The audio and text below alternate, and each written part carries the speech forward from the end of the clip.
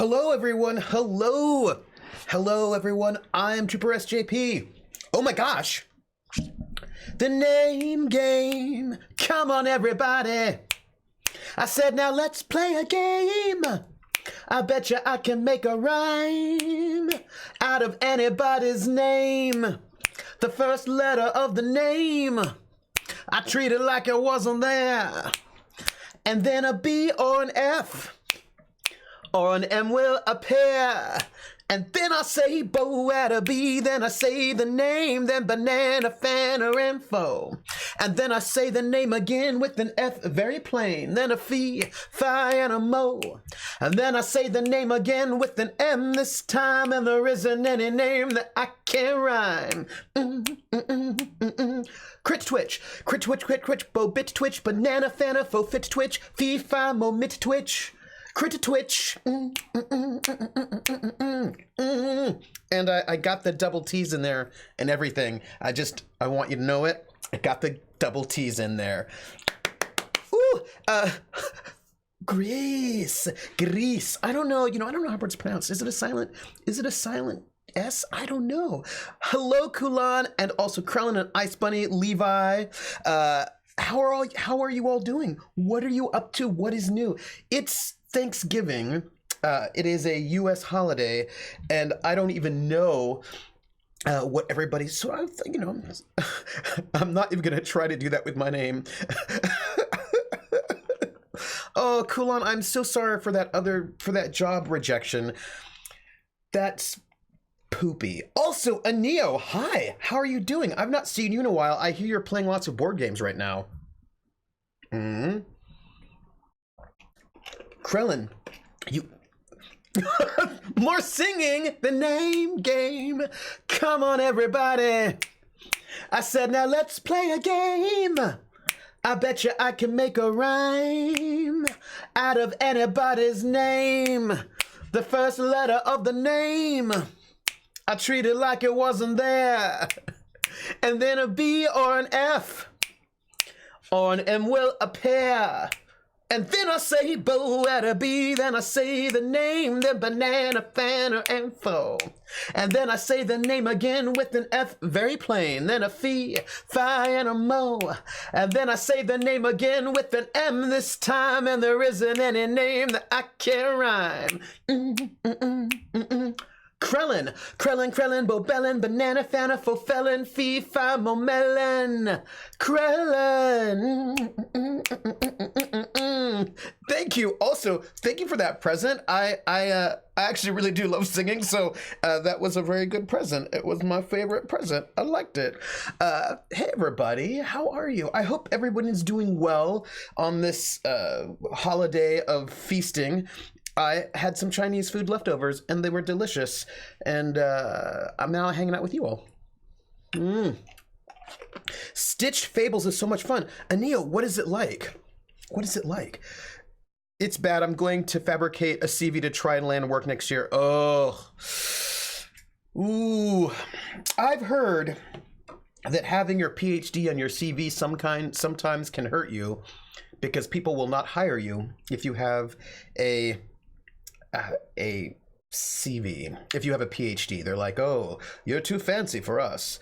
So, if you're looking, you might also want to look at admin stuff. One of my good friends got a job doing admin stuff at the local university, and that has been useful. So, that might be helpful because they often will appreciate that. So yes, yeah, I know. I feel you. Yeah. You no joy yet? Ugh. Are you how big of a town are you in? Are you in a fairly big space or in a kind of a small space? What's the job market like where you're at, Kalan? Aneo, I really enjoy Mansions of Madness. I think it's really fun, and I want to play it more. You play as stuffed animals and play from a storybook. Oh. I actually took masters off my job resume. I told them when they asked during interviews, but I was desperate. It's such a strange thing because we both value and devalue education at the same time. Long Eaton is tiny, but it's between two cities, Derby and Nottingham. And are you in the job search for both cities as well? Derby probably is how you pronounce it. Yeah, you probably are pronouncing it Derby. Any other games you've been wanting? What games have I been wanting to play? Oh my goodness. So many. I got these 2 games from this Chinese game company, and I've only played one so far, and I want to play the other one, which is sort of like a tic-tac-toe game, sort of. I've not played the new expansion for Mysterium. Come on to my house, come on. Come on to my house, I'm gonna give you candy. Come on to my house, I'm gonna give you everything.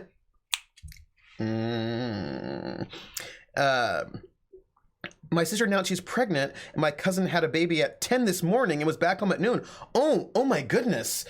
Babies everywhere. Congratulations on the babies, Levi. Congratulations, and thank you for the host, BP.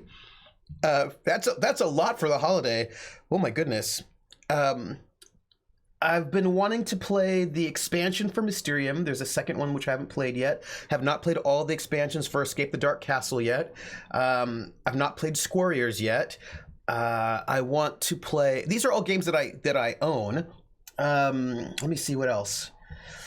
I've got this detective game called Detective that I want to play. Also, I love Sherlock Holmes Consulting Detective, and I want to finish playing that, but I want to play with people because that makes me happy. And I've got all 3 of the boxes, all 3 of the Sherlock Holmes Consulting Detective boxes, and I want to play that.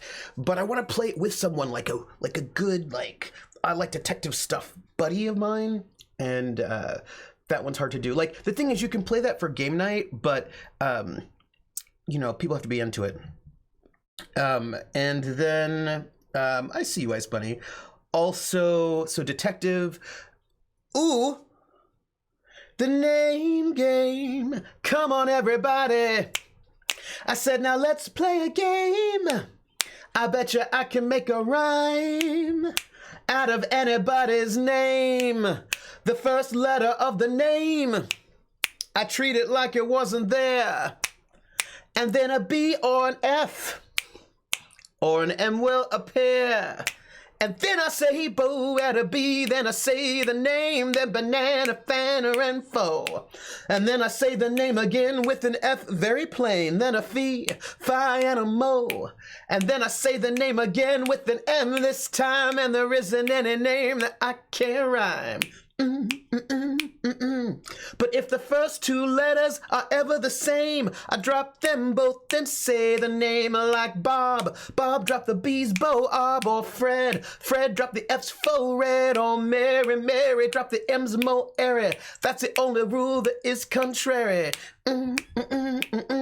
Falcon of Venom, Falcon of Venom, Falcon of Venom, Bo, Balcon of Venom, Banana, Fana, Fo, Alcon of Venom, Fee, Fi, Mo, Malcon of Venom. Falcon of Venom. Falcon, thank you for the love and the resub and the excuse to sing the extra rules for the name game about B, F, or M names, which, makes me super happy because I really love that. I want an excuse to sing that, so that makes me super happy. I plan to stream from January. Might stop me being so. Oh yeah, Kulan. I think that streaming is. I have really enjoyed it. I recommend it. Javai says my degree is a pain because it's from an ancient university in Scotland, so has different names for their degrees. So despite having an undergraduate degree with honors, it is officially called Masters of Arts in History. But there are only 4 universities in the world that are allowed to do that, so people don't know. Oh man, it's so complicated. Thank you, Malcolm. I recommend a Cthulhu game, but Trooper owns it already. Oh yeah, no, I actually showed it off on the stream already. It was the supplement for Weimar, which very exciting. Aberdeen created the first Shinty Club Constitution. Oh, I need to get my gear working again to start streaming. Right, and this, I had a thought about something, everyone. So I've been thinking about something. Anything else that I want to play? There are other things I want to play. I want to play more Sherlock Holmes Detective. I've got this escape room game that I want to play that I'm still holding off on. I just picked up a little one-player. Oh, I got these one-player games that you can play with one player. Casser Itter, that came in. I want to play that. A little Cthulhu thing I want to play. So I've got some solo games that I can play by myself with all of my copious free time, and I want to play those too, you know. I also recommend Windspin, which I played. I played that with DSB. It's great and simple board game that has no optimal strategy to win, so every game is different. Yeah, I played that. It was really good. I enjoyed it. Krellin just wants to play all the TTRPs, just like all the time. You know, if I were a full-time professional TTRPG GM and player, I would not complain. I'd be excited. Single player stream games. No, but these are not tabletop games. These are actual board games, and you have to figure out how to stream the board game. You know what I mean? Like, I feel like that would be complicated. Yeah. My degree is a bachelor in the art history, and when I do my master, not seeing that happen, my title is Candidat Magister. Falcon says, I just saw a game that made me happy and I want to buy it, Lost Ember. Oh, what is Lost Ember? What is Lost Ember? But Kulan, I do have 1,000-Year-Old Vampire, which is another solo RPG, and who knows, that may be coming to the stream. It's a kind of a long game, though. It's not a short one. Like Lost, it's a long one, so I figure I might need to go and spend some time reading it. But I'm going to also do my wrist exercises while we're talking. Right now, I'm going to do my wrist exercises because I realize I probably should do them. Are they tabletop games supported by Tabletop Simulator? I don't know. They just, Casser Itter just came out, so I don't know. That is something I'm not aware of. I also need to figure out whether or not Tabletop Simulator is actually Mac compatible, because it might be, and then that would be good, but I would need to know it, because I don't know it. It's an RPG game, not tabletop. It's a walking adventure to find a story of what happened to an old South American... Oh! Lost Ember? Ooh. Well, that looks really interesting. Say more, because that sounds very exciting. More coffee or not? All the question. I don't know. It depends how... Ooh, give me a second. Ooh, depends on how awake you want to be.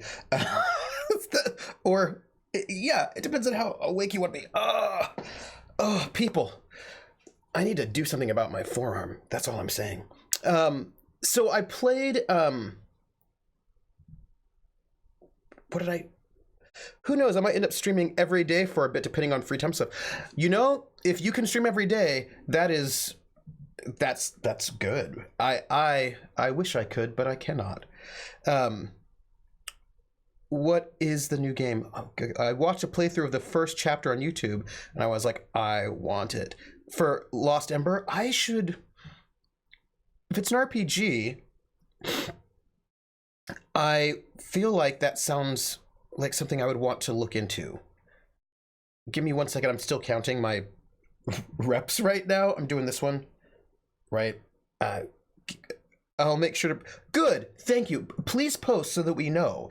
2, 3, 4, 5. Lost Ember. Lost Ember. I'm writing this down. RPG. So I can look into it later, because that's very exciting. Tabletop Simulator claims to be Mac compatible.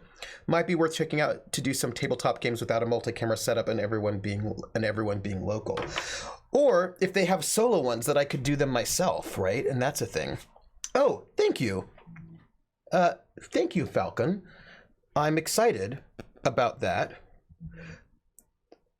Apparently it is, what do you call it? Steam sale days. It is the time for the Steam sales. I cannot tell you more about that, but that is all that I can tell you. Let me see. And all right, one more. Just 1899. That did not... Autumn sale, that's what it is, right? And that did not work as well as planned. Ice Bunny, what are you doing? What are you doing, Ice Bunny? What is happening over there? I don't even know. But apparently, Pathfinder Kingmaker is on sale, and people have talked about that quite a lot. So, I feel like that's exciting, probably. So we were talking about something, and I totally got distracted. What was it that I wanted to talk to you about? Why is this my life? Games. Oh, yeah. So last night I played Pathfinder Kingmaker's a fine game if you feel like messing around with Pathfinder rules. Huh. Pathfinder is basically D&D 3.75, right?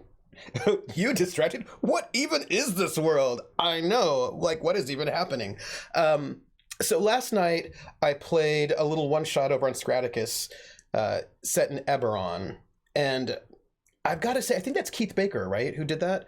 I do like the Eberron setting very much. There are really nice global geopolitical things that I always enjoyed about it, and I like the Pantheon. So I always enjoyed Eberron. It's just, D&D. Atomica! Of course, Atomica. We will totally bear with you. Of course we will. I'm just doing my wrist exercise at the moment, so you'll just have to ignore me. I've never gotten to play Eberron. I like the setting. The domain running part is really fun, but then you have to stop and go on adventures. Oh no! Atomica, are you... so no soon. The domain running sounds really fun. Atomica, sit down and hang out with us, and have a beverage. I'm having vitamin water, and hang out with us. We are going to hang out. We're friendly. The Pezzy kids did that to us when we had to herd them back to the bus. Yeah, I think Eberron's a fine setting. I like it. I like the way the Pantheon works. There are cool things about it. I haven't sort of really dove into it. It was Eberron that first came up with Warforged, and they had like a lot of cool elements. But I had these mixed feelings about D&D. I just spent 8 hours slamming my head against a wall. The reins of my family are such assholes. I am so sorry, Atomica. That sucks. I get around that by just living by myself and not having to deal with it. That's what I do. Let's see. Can they go back to making good and interesting games based on D&D worlds? I want a well-done modern Eberron computer game. Oh, that would be very cool, Javai. Levi, I'm just impressed by your knitting skills, is what I want to tell you. Falcon, I'm impressed by your knitting skills. Kulan says, I need to make a spreadsheet of streamers' time so I can figure out when I can be active and not drag people away from streamers I like. Oh, I did that. I was like, okay, when can I stream? Here's a good time. And it's but at some point in time, you just got to go and think, when do I have time? And you just got to do what you got to do. That's all. I'm literally more stressed than I've been in months, and these crazy mother people want me to come back for Christmas. Oh, Atomica, can you get away with maybe not, would be my question, because maybe you just can't go. Yeah, listen to Krellin, maybe you are sick and then you cannot go, so you do not have to deal with them, right? I mean, there are always ways to get out of stuff like that. And I'm just saying, if they are really not good for your soul, don't go there. You don't need to be there if they're bad for your soul.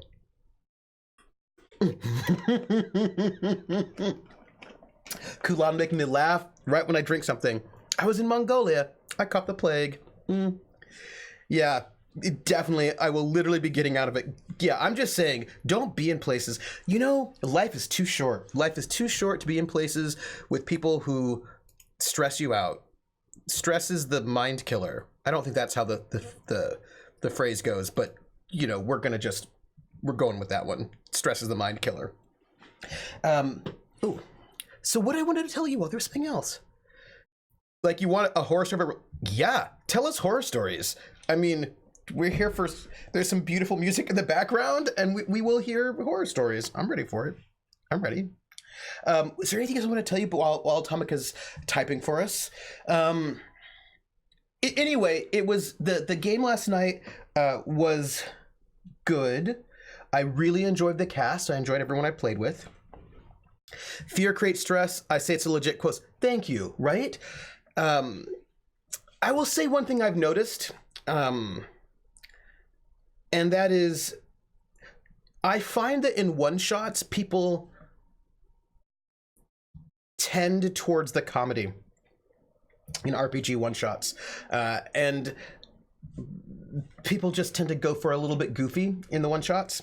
And you know me, I do like the drama rather than the goof. But it's just a thing I've noticed that, I mean, I will bring the goof if that's the vibe, I will do it. But I do like my drama. Well, not drama in terms of like drama, but drama like in seriousness. And I just noticed that in one-shots, people tend towards the goof. Drama tends to need more build-up or denouement. Yeah, but I mean, I think also you can just do a kind of a... I think it's because goofs are easy. Do you know what I mean? I think that goofs are easy. I think that if you're sort of playing, it's easy to go for a quick joke or a quick laugh, and then you know you're doing something. Whereas, I think it's, yeah, that's all. I also think, okay, I'm going to say this, and you can disagree with me if you like, because I don't know if I agree with me. I'm just going to say a thing that's in my mind at the moment, and I will see what I think about it. Krellin says, I only caught up to the first break or so, but it seemed like the GM was going for something a bit darker. I don't know. I promise my first few streams will be shaky as anything, but that's why I need supportive help early on. Well, I'm excited to give you that supportive help, especially if it's during winter break when I have a lot more free time. Yes, the word Gris in Danish means pig, but it's gray in Spanish, and I think also in French. You can get drama in a one-shot. You totally can, because I have run one-shots with drama in it, but you need a lot of buy-in from the players. I like to think of, I mean, I think it's, yeah. I also think some streamers see chat slow down during dramatic moments and see it as a problem when it's probably just viewers paying more attention. Yeah, I think that's also true. That people think, oh, right. It opened with a village festival getting attacked by aerial raiders. No, that's pretty dark. Yeah, but here's the thing. Alice does usually do darker things, but it was a one-shot, right. And the things, I know that Alice is running Call of Cthulhu, so that's pretty exciting. I'm not in it, but right, she's there. But I think, so this is the thing I was going to say, that I think, okay, I'm going to say it, I may disagree with it, you may disagree with it, but I'm just saying it to sort of try it out. I think that I was thinking about safety tools, right? Lines and veils and that. And I think one of the things that happens when you have that list of lines and veils, and I don't mean this as a negative, I just think that this can sometimes be a result, right? When you get this list of lines, you're like, okay, no torture, no this, no that, no this, no that. It sometimes feels like, I think it can feel like, oh, we can't do anything serious or dark at all because all of that is against a line. And I don't know if I don't think that's particularly true, but I think that there's a particular sort of nervousness or hesitancy to go to serious places when you have a big list of lines, so that when you're confronted with that, then the impulse, the instinct is to go just very light, to go super G-rated, sort of move a bit more towards a Disney than to anything sort of R-rated, because you're sort of worried that it might upset people. So I think that might be and I don't think it has to be that way. Because Night Witches had lines and veils. We talked about them, but that was a serious game. But I think that especially for one-shots with people that you don't know, there is, I think, an instinct to overcorrect and be very, very careful. And that sort of moves towards less serious, right? Because I think that people worry that seriousness can be too damaging. Deceptive Mirror! Hello, DM. How are you? It can feel restrictive, but sometimes it makes you think of a nicer way around stuff. But this is the thing, right, about niceness. It's restrictive, but at least it's better to be told up front. Yeah. Serious, the amount of twisting that happened to keep Anastasia alive was super silly. You know, I mean, I was just ready to kill her myself. Like, I would have killed her. But the crew wanted to keep her alive, and they worked really hard to keep her. So I suppose the way that you would do in real life, that you work hard to keep people up. I mean, because I would kill everybody. I'll kill anybody. I didn't care, and I told them all up front. Wakanda forever. I was ready to kill her, but they were like, nope. But I suppose that's what you do in that moment. Yeah, I would. Yes. No, Krellin, I wouldn't stab you. No. Oh, that. Somebody's watching me, and I have no privacy. Whoa, I always feel that somebody's watching me. Tell me, is it just a dream? I Shield 2222. Welcome in. Thanks for the follow. We're hanging out in the foxhole. We're going to play Gris today, and we're just talking about one-shots, RPG one-shots. I'm just reminded of Trooper running a campaign with one character, and that character died. Just saying. I say tutu, like pew-pew. Tutu. Oh, I like that. There's also the X card if a player or storyteller feels that something is dipping too far behind a veil. X card it. Palettes, lines, veils are high view, but X card helps define specifics. Yeah, but I think that what ends up happening is that people, especially for one shots, especially for people they don't know, are in this moment are going to sort of default to safer rather than less safe, right? The idea that we kind of feel we need to be safe and nice, right? So for example, the character that I made, I had planned that character to be Bone to be not as nice of a character, but I very quickly surmised that was probably not the tone to go with. So I mean, because of a hermitness. So for me, I feel I think expectation setting, right, becomes important. One-shots are special cases unless it's a one-shot with a bunch of known quantities, or a one-shot that is very deliberate in tone, right? So for example, the Cthulhu Confidentials are basically one-shots, but I say, hey, this game is going to be super dark. Do you want to do a one-shot with this in a super dark game? And people say, yes, they do, because it was Jackie Dash, Marcus, and AJ, and all of them are like, yes, give us super dark. And I was like, okay, we'll do it. So I think that if you're going to go into a one shot and you want something super dark, or not even super dark, just serious rather than comedic, I think it really has to be upfront in the first place, And I think that if you don't specify up front, I think the default is to pull back and be a little bit fluffier, a little bit goofier. I don't think it has to be that way. I think it doesn't have to be that way. I think that, I think you can do anything. I just think that it often defaults that way.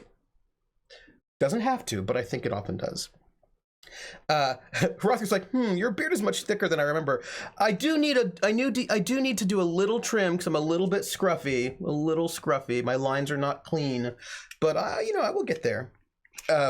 That's all. So yeah, I think that people sometimes are a little bit nervous, and I'm not saying it's bad. Because I think that having G-rated games are totally fine. I think G-rated games are totally fine. For example, in the game that we played last night with the aerial raiders, nobody was injured. The GM sort of pointed out that nobody was injured at all. Like there was a little boy got a little scraped knee, but basically nobody was hurt. So right. that sort of pulls back the rating from an R to a G, where you can have aerial raiders, but no one will be injured, really.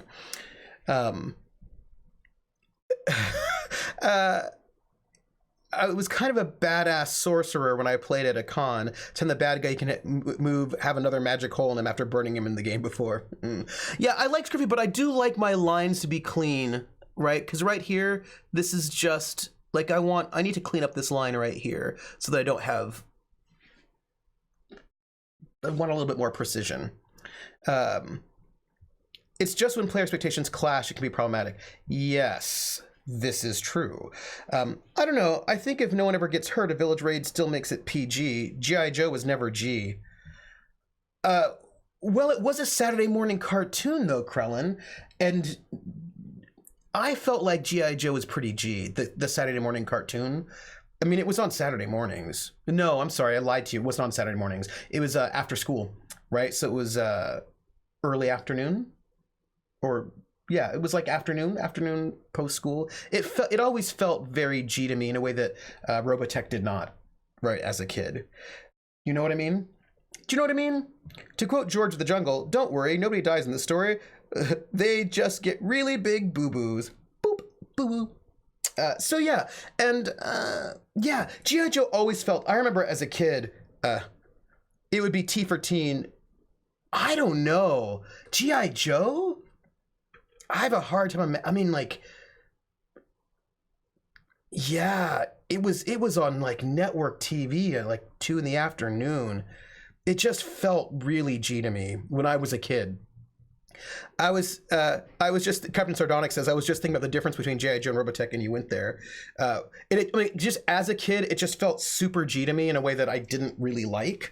I was like, what is the point of this? And I didn't believe it. Like, I didn't buy it. As like I found it unrealistic. I found Robotech more realistic, which is like such a weird thing to say, but you know. When we were kids, they were not so tight with the age thing. That's also true.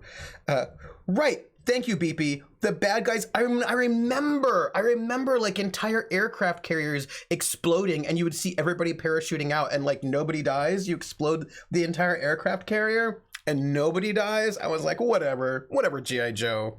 I was displeased. The Legend of Prince Valiant was one of my kids' cartoons. Rowan was a great female. Oh, Prince Valiant. Great hair?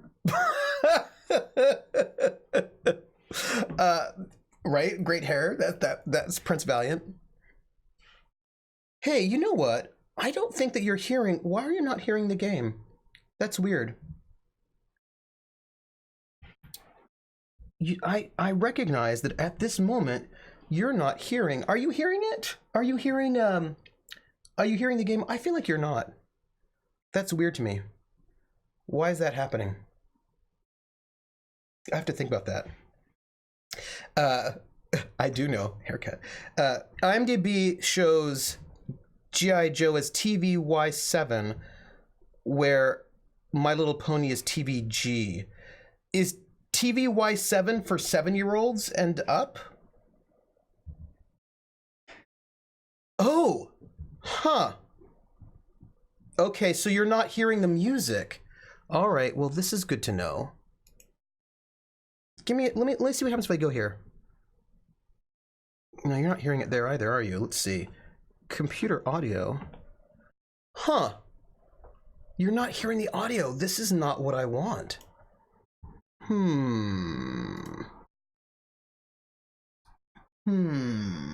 have to think about that. Why did that happen? And I mean 80s My Little Pony, not the reboot. Okay. Well, now I know about this. This is an important thing to know. Kids TV in the 70s was also very political compared to today. Says Ice Bunny. But those ratings didn't exist when the show originally aired, at least not when I watched them, says Captain Sardonic, which is a good point. Y7 indicates you have 7 up, but suitable for children of all ages. See, right, these are all interesting things to me, right? Because you know, now doing anything in late February, a certain person may be in your area. February, I don't think I have a conference. If you're going to be in the area, you should tell me. Let me know. G.I. Joe, especially Transformers, got a lot more serious with the movies and started killing people off, but that was just to bring in new characters and to sell more toys. Atomica! That's really good, but yeah. Well, a lot of ratings didn't exist. Gremlins was rated PG.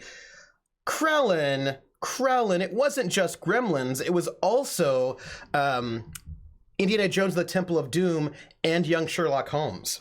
Right, that little trifecta. It was PAX. Oh, you know, when like just pulled in the heart, like whoosh, and rip them out. Just whoosh, ripping. Also, this is very strange to me. I mean, we're streaming, but there's all this music happening and you can't hear it, and I don't know why. But why are you here? Let me give me a second. Let's see. Advanced audio properties. Hello, advanced audio properties. What are you doing? Alert box, bit cup, volume. Yeah, Young Sherlock Holmes, like, and I always thought that, like, Kalima. And I always thought it was weird that Young Sherlock Holmes was part of that flap, but I remember people were upset about Young Sherlock Holmes too, and I was like, well, that's weird, but all right, if you think so. Because it didn't, like, I mean, I reminded of watching the anime Escaflowne on Fox Kids when I was younger, teenage years. There's a scene where the main character has her shirt ripped for a life-saving procedure, and that was weird to see. Atomica says, Trooper, listening to the G.I. Joe's talk is creepy too, because they work so hard to drill in the character's name so kids know what to ask their parents for, Trooper. This is true. See, I want... So this is what I'm feeling right now. I'm feeling like this is strange to me. Like, you should be able to hear all of that. Like, suddenly, brah, the spiciest thing on that channel to date was a live-action TMNT. You know, it's... But also I think about the ways in which we are very... I don't know, we've gotten very prudish and strange. We've gotten very strange. Live action TMNT is pretty spicy. Gremlins freaked me out. Temple of Doom and Sherlock's didn't. I think I was a weird kid. Oh, right. I was. That's Captain Sardonic. I mean, my mom brought me to see The Omen when it came out, so I was probably 2 or 3. I also saw Alien when that came out when I was like, what, 6? So, I mean, Gremlins was not freaking me out because I'd seen some things that really freaked me out, so yes. Also, y'all, I'm not happy about this audio situation. It's making me very sad because you can't hear the game and I want you to. So this is what I'm gonna do right now. I am going to give a quick pause to restart OBS so that hopefully I can get the audio coming in, because we're gonna play Gris and I want you to actually hear the sounds of it. So give me like 2 seconds. It'll probably be 30 seconds. I'm gonna be right back because I can't have this. I cannot have this. Give me 1 second.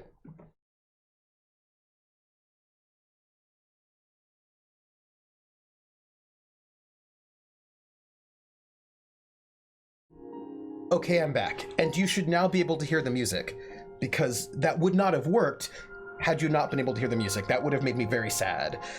I'm back. Okay, so here we are.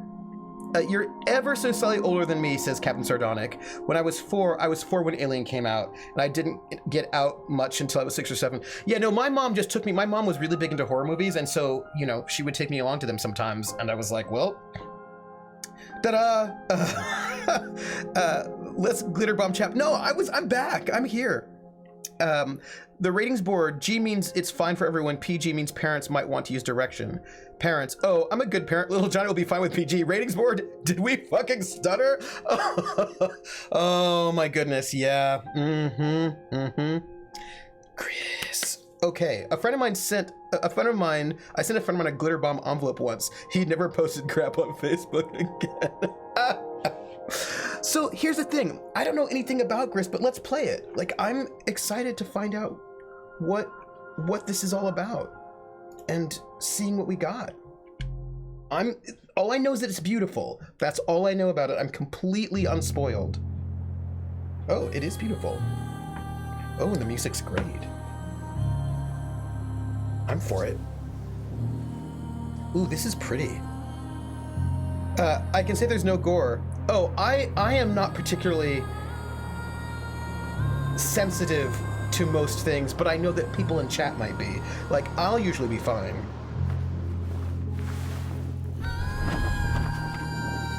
Ooh. There's only been one game that sort of like made me feel uncomfortable in a way that was not good, and that is not something that people would have put a content warning for at all. That was very idiosyncratic to me. Oh, where'd her voice go? Ooh. Her hair is excellent. I love her hair. Hi, Jer. We just started. Yeah, so only one time I've ever played a game where I was like, ooh, that's not working for me, and what bothered me was would not be anything that anybody would ever put a content disclosure for. So, you know what I mean?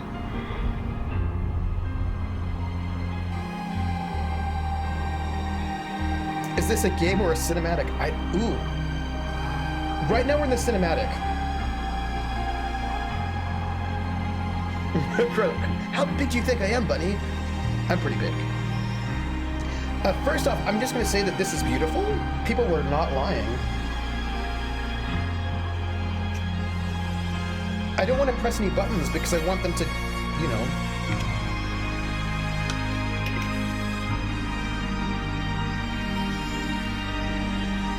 Music by Berlinist.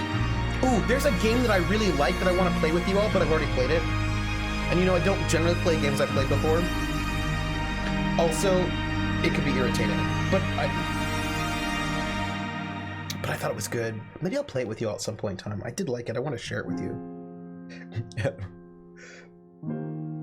I replayed Elevator because it was really short, and because I'd played it before, I figured I'd be able to Pig Latin it better. And I thought it was important to be able to Pig Latin effectively. Also, her hair is so good. Ooh. Okay, I'm playing, everybody. I saw it at PAX Left 2018. So, I'm now controlling this person. What do I know? Y doesn't do anything. B. B's sitting down. X, A. Okay, so X and A and B seem to make her get down, and that's what I got. Ooh. I used to play a white guy character on a Sailor Moon mush whose chat title was "Gaijins are bigger." I'm pretty inappropriate in context too. When I saw this play before, the joke was that this character strongly resembles Blue Jay, and she does actually. But I love you know, back in the day, many times ago, I used to draw comic books. I got published a couple short stories, and I was always obsessed with hair. So we're walking right now. Oop, okay. So there are a number of controls, all of which do the same thing, which... Oh. Hello?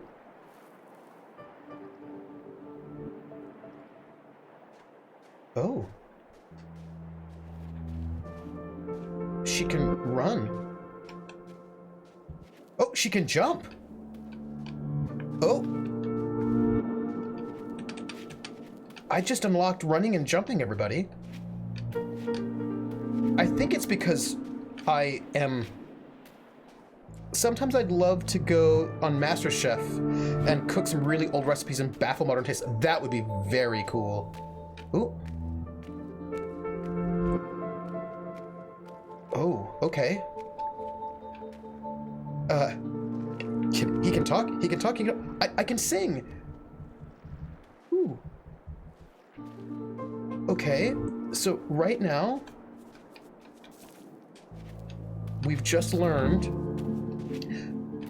you're supposed to sing. Oh, that is true. By the way, I was just thinking about something about this. Besides the fact that this looks really gorgeous. Also, where are we? What universe are we in? Whoop. Achievement unlocked. Basic ambulation. I don't know who did the artwork for this, but it's really beautiful. I really like... Oh, hey, look at that. Whoop.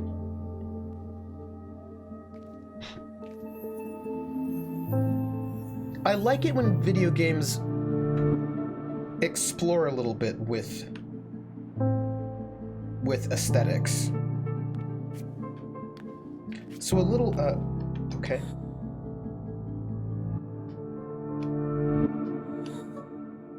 Oh, I'm trying to sing, but I was not able to. No, not like hot dog soup. Things like medieval to 18th century meals and drinks. Although there was a website that where the people were making recipes from like 1950s cookbooks, American 1950s cookbooks, and they were gross. And there was a lot of strange, very strange foods that some people may not have liked at all. I feel like I was not exploring enough, but now I am exploring. I think we want to get as many of these, Oh. Okay. Okay, I'm seeing some stuff here, everybody. Yeah, peas suspended in gelatin. Yeah, what were people doing in the 1950s? What was up with them? Is really, I think, one of my questions. I don't know if I can get there. The cape is super floofy. I know. Help me, Dr. Zaius. Yes. The meat was overcooked. Oh, a lot of aspect of 1950s food. It gives me a bit of Marietta Ledis vibe, but more... I mean, we have weird foods today that people just accept as normal, I'm sure. Oh, I'm totally sure that is the case. But, gosh, you know, people had... Ooh, what is that? Oh, that looks very exciting. Also, y'all, I feel like I have missed all the things that I need to get. Ooh. Oh. Oh. Gang. Look at this. This is very interesting, but there's still things we need to pick up. Woo! Okay. All right. That was very exciting. Let's go down here. Okay, we missed... All right, okay. I feel like I'm getting a little bit of a puzzle here. Aspic being a meat jelly rather than a plain gelatin. Everyone was on speed prescribed to their doctors. Also true. There was a lot of some interesting choices at the time. 1950s humans wanted something easy to swallow after all the drugs. One thing. I think that might also be true. 50s, they finally had food again after War II. But what's interesting about that is that if I want to maybe jump this way. There we go.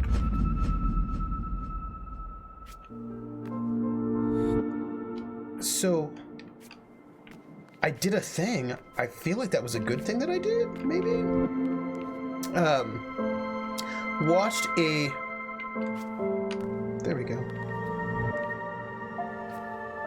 Watched a Riff Track nutrition short today that essentially said, eat junk in moderation, and the automobile led to fast foods and soda. It's interesting how the war impacted people's diets, right, and rationing. 18th century food had nutmeg in nearly everything. Oh. So, Y'all, if you think that I'm missing something, you should tell me. That's because I don't, I clearly don't want to miss all of the things. If I'm missing things, you should let me know. So I remember there's this book that, ooh, look at this! People, I love this right here. I love hands. There's this great sculpture called The Awakening. It's in Washington, D.C., and it's of Poseidon coming up out of the ground. I am missing out on hot dog soup. And it's a Poseidon coming up out of the ground, but it's not his full body. It's like part of his hand and arm and part of his upper body and like a piece of his foot. If you should... Ooh. Oh, that looks bad. Ooh, this is a lot of blood, everybody. What do you think that is?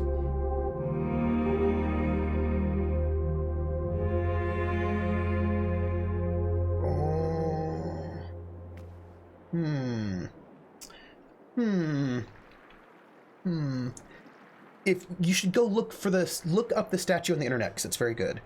Fun modern diet story. We are having more issues with our molars due to not having to deal with as much tough food. Basically, since everything is nuts, not everything is nuts and jerky, we are not actually developing our jaws correctly, which is why I have so many issues with wisdom teeth. Oh, that's so interesting. Hands are hard to draw. Does she know that hand? Maybe? Oh, I unlocked my first color. Well, I'm glad that I did, so that I didn't, die. Did you miss how she fell down here with giant... Okay. Yes, that's fair. It's hard to make hands look right in photographs. It's really fun to see working out this game. I've seen it played. Oh, because I've not played it, so I'm very excited to find out. Again, like I know absolutely nothing about this game other than it is super gorgeous, and I'm supposed to try to find these. Still pressing buttons. I'm trying to find these circles.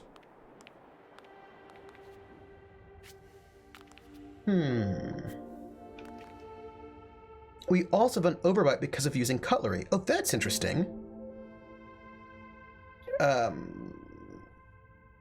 It's not a spoiler to say you essentially can't do anything wrong, just explore to your heart's content. But, oh, hey, look, there's red there. But what if I do something wrong? Deceptive mirror. What if you say that you can't do something wrong, but then I do? That I find the one way to do something wrong, and then the game is ruined forever. Ooh. Okay. Ooh. There's some stars up there.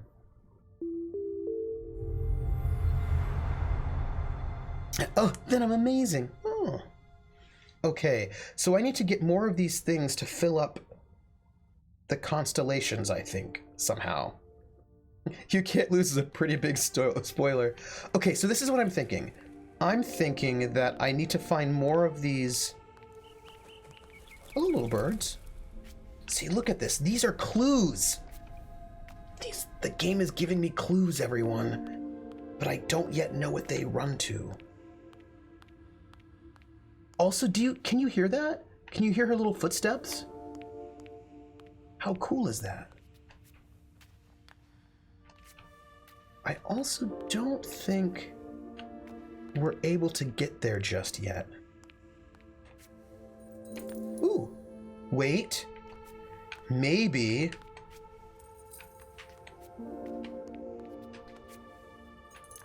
Not yet. Evidence from China shows that using chopsticks stopped using their incisors to cut food, so their jaw muscles change how they bite. Oh, that's so interesting. Yeah, I am.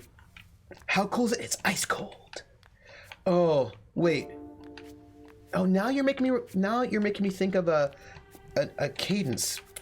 People, can I tell you something? Like, I know that this is nothing that you don't care about this. This is not important to you. But there are a lot of things that I need to work on academically. You know what I mean? Like, I've got a lot of things I got to do. But there are also some things that I really want to do that I don't have time to do, but I want to. Like, I really want to work on some of my cadence stuff because I am... What happens if we go down here? Because there's a lot of stuff here that's interesting. Because you just reminded me of a cadence that I wanted to talk about. No, you cannot tell us something, you're gonna get distracted. That is probably true. Woo. Maybe I'll come back this way. I hope it's not bad. Woo. Oh. I'm jumping. Also, we're sliding. The reason why I brought up the cadence, by the way, that I really want to work on is because somebody said ice cold. And ice cold reminds me there's a cadence that...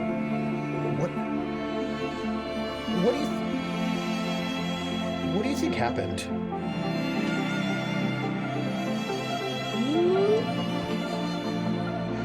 You've written 3 papers in the last month? 3 papers in the last month, Koan. That is impressive.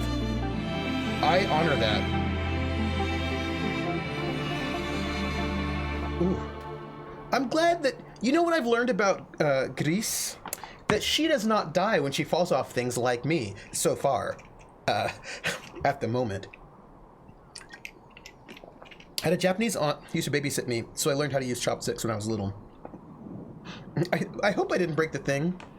Unfortunately, she passed before I became interested in Japan, so I couldn't really connect with her on that. Wish I'd... Oh, that would have been so cool.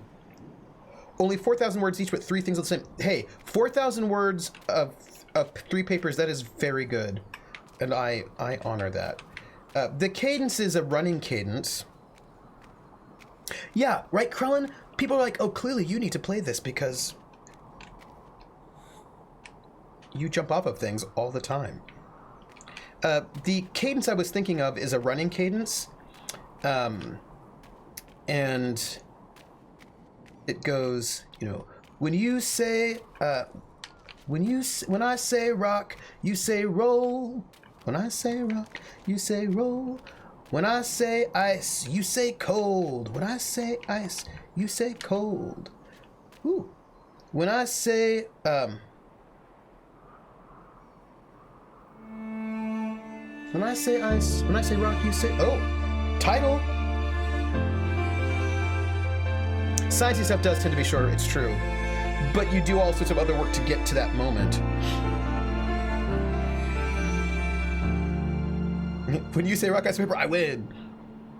And so when I say rock, you say roll. When I say ice, you say cold. When I say sugar, you say sweet. When I say disco, you say the beat. Rock, roll, ice, cold, sugar, sweet, disco, the beat. And that's how that one goes, right? And, oh, the push-ups you'd be doing if you said that to a sergeant. Right, so that's the this is true Atomica, right? And that one was really fun. That was a fun one to run to, right? Because, I mean, there are some really good cadences, and I want to write about all of them.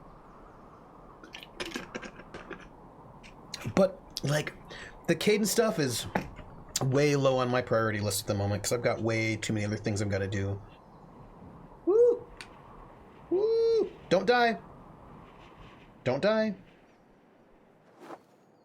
Look at that. I didn't die. I'm going this direction because maybe I missed something, but I hope I didn't. Hey, look, I did. See? I was smart. It was SMRT, smart. I knew I had to go backwards. That's all. I sense a series of papers. No, I actually think that, to be honest, for me, it would actually be a book, right? To think about cadence, because there's a lot to think about that I would really want to talk about. One, do I have a super jump? I do have a super jump. I wonder how I consistently get the super jump. Also, it does not seem as if gravity works in the same way. Hey, look. There are antennae in the background and in the foreground. What do you think happened What kind of society are we talking about here, everybody? Trooper with that gamer logic. Collectible Raider always pings at 6 o'clock. Okay, well, oh, hey, something's happening. Something bad? Oh, Look, the game wants to lull me into a sense of discovery and ease, but don't you feel like something bad is going to happen at any moment? I mean, I'm just saying. There's also a little... Oh! See what I'm saying to you?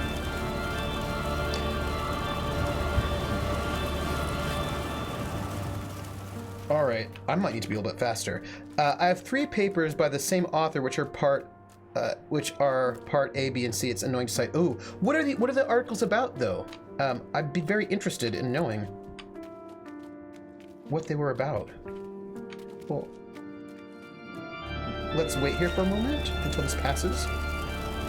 Would other forms of working music be included in this book, like shanties or spirituals? So that's a very good question, Jer. It depends.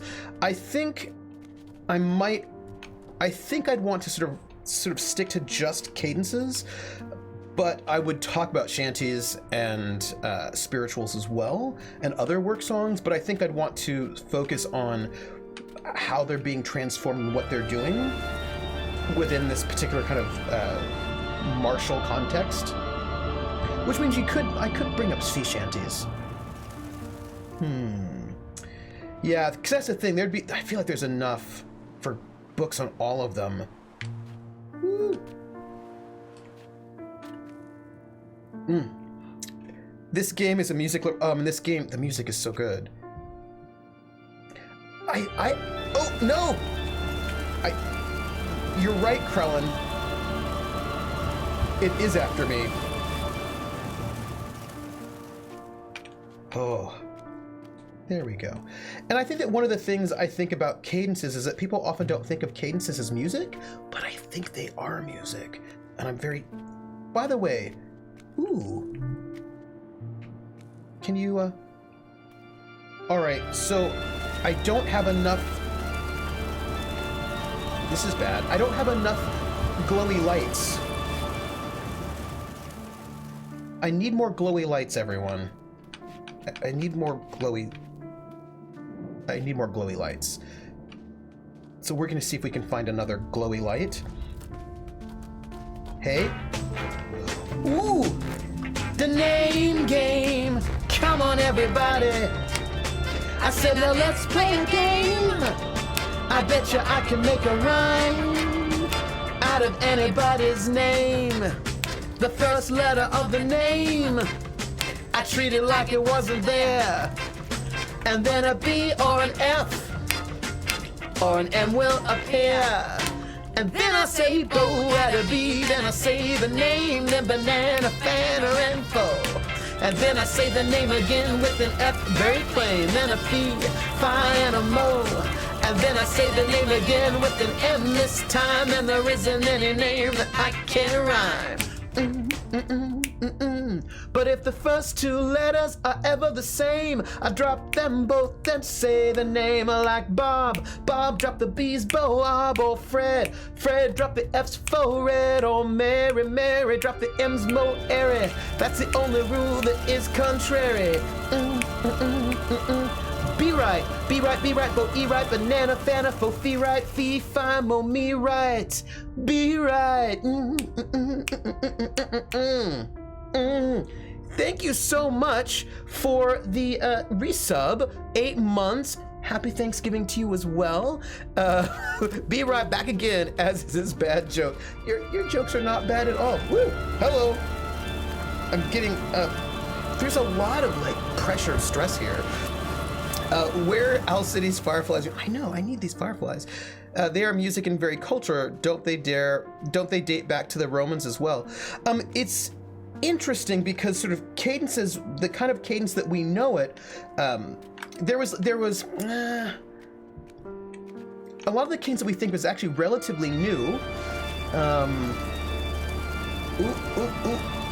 Not that old. Cadence as we know it. dating back, really, I think, to some of those Prussians moving in. But here's something that's really interesting: the kind of calling of cadence, the singing of. But the old cadence was just mostly like 1, 2, 3s. But the kind of cadence, the song cadence that we have now that you think of, that was developed by an African-American soldier in World War II. So most of the cadences that we think of are post-war. Like the real kind of singing style cadences that we have are mostly World War II era and later, and many of the songs that form the basis of those cadences are popular songs. Oh my gosh.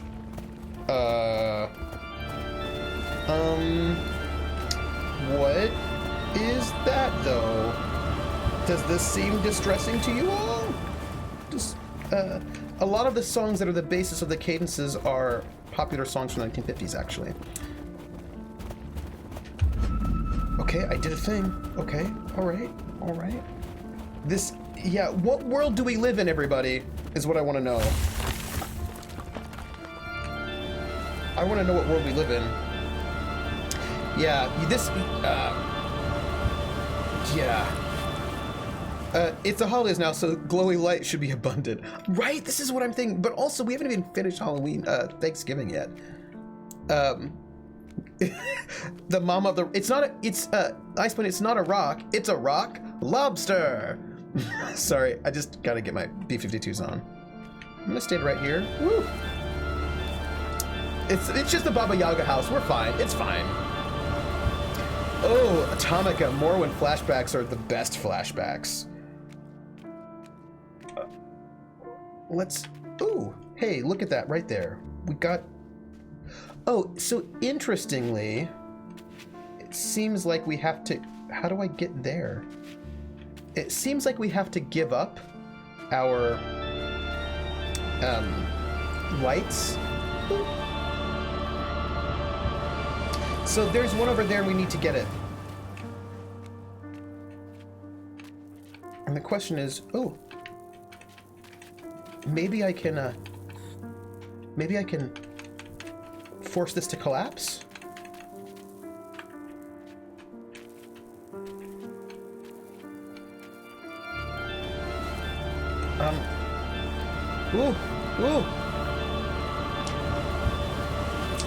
What were they called in Morrowind? They were called Silt Striders. So I want to, I would like to collapse this, but I don't know how. Monsoon wind is mean. This is true. Oh, maybe, yeah. That's a good idea. This is a good point. What I'm gonna do is I'm gonna move forward,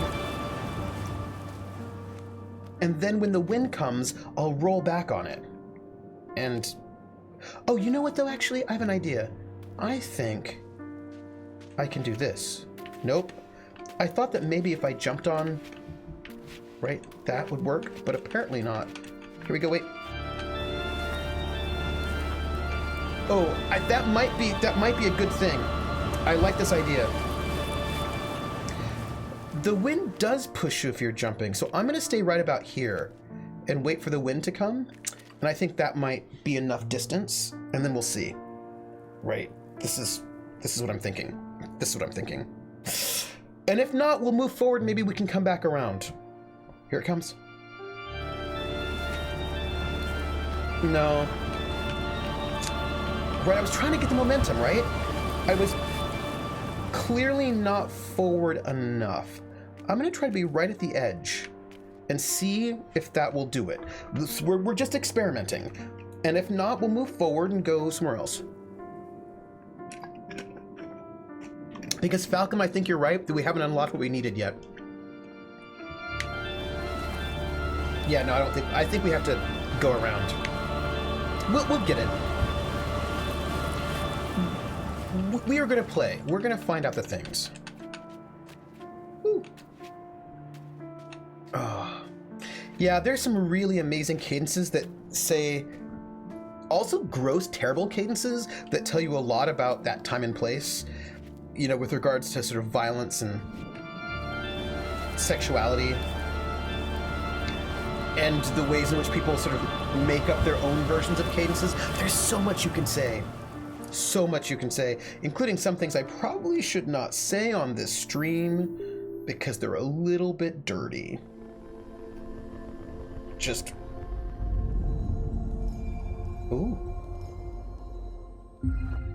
Oh, hey, look! Oh, hey, everybody.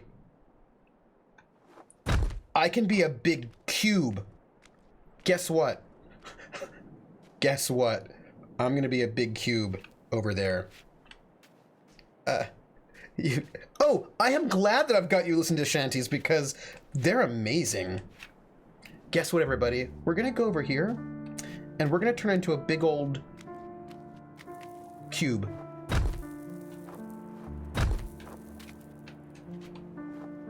Ooh! Did you see that? Did you see how special we were? I feel like that was pretty awesome. Woo! I had to be heavy. She's not heavy, she's my sister.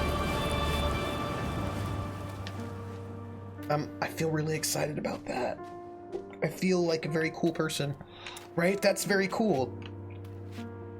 Ooh, that's a very good question. Is the cube anti-wind? I will try it because that's very exciting. Let's see. Oh, look! When you're a cube, you are anti-wind.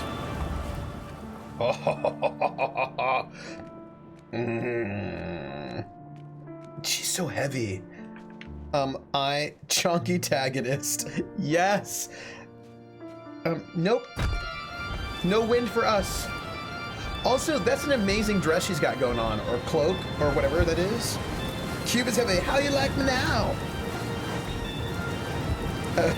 You're hiding as a crate hoping the guards don't know. Guards never know about crates. It's kind of weird, even if you're in places that have no crates at all.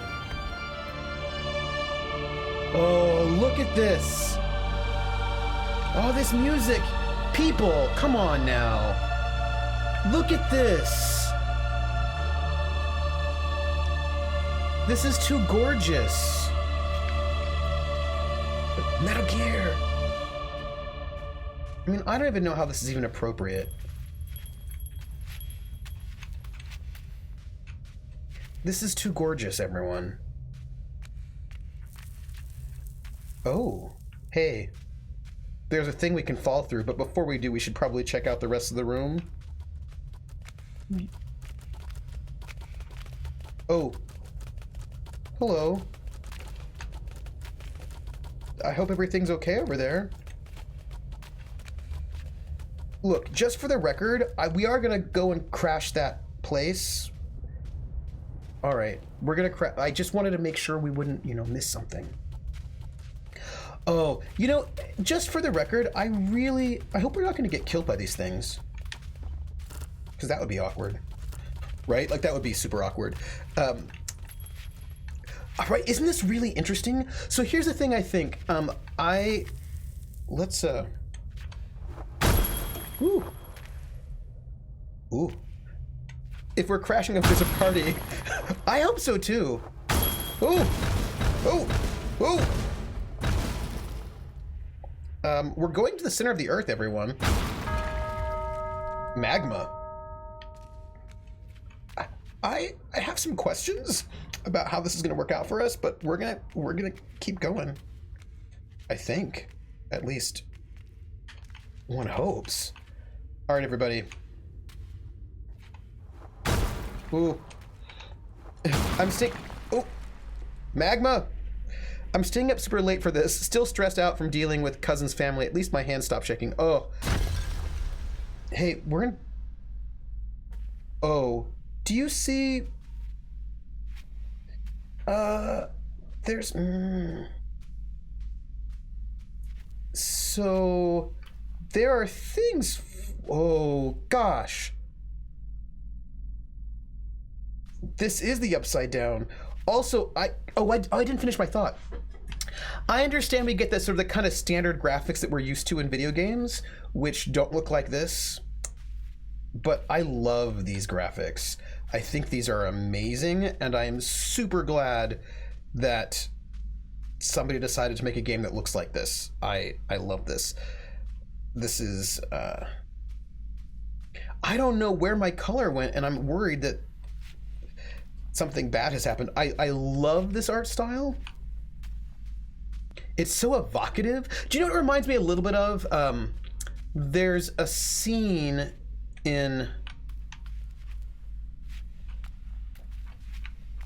There's a scene in the Fellini film Satyricon that... Oh. Okay. Do you think that was bad, what we just did? I'm a little concerned. I'm a little concerned about our wanton destruction. It's fine. This and Far Lone Sail were similar games and so excellent. Oh. I broke the thing. I like anything that doesn't try to look like Call of Duty. Yeah. I think that's why I like stuff like Night in the Woods and Rain World so much artistically. Right, because I know that there's a bit of an obsession with like hyper realism in that Call of Duty sort of way, but there are other ways to make games. Hey. Oh. Uh-oh.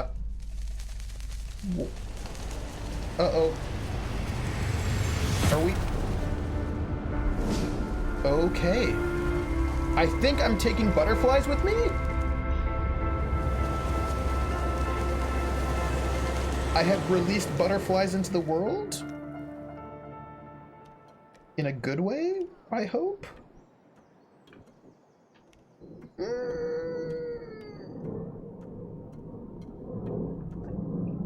I almost always prefer a stylized graphic over hyper-realism. It tends to age... Well, it is true that it ages better. That is 100% true. Ooh.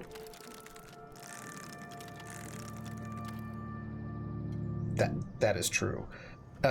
Like, for instance, I still love the art style of Katamari Damacy. Oh, that's... Yeah, me too. Did you notice that I got snow? Oh, and how much snow did you get, by the way? And... Are you know, do we... Hello? I love the little bells. Like, the sound design for this game is really nice. But also, are we all gonna die?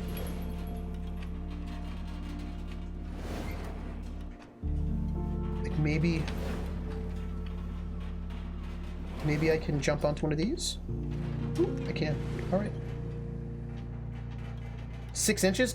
Hey, 6 inches is a lot, especially if you don't have the infrastructure to deal with it. Like, that's a lot of snow. Oh, the soundtrack for Katamari Damacy was so good. I love the soundtrack. I wish I had it, because that was so good. Okay. Where are we going right now? Worst graphic era, N64, PS1, fight me. I'm not gonna fight you, Atomica. I'm not gonna fight you. Why would I do that? Oh. Whew. I just broke a thing.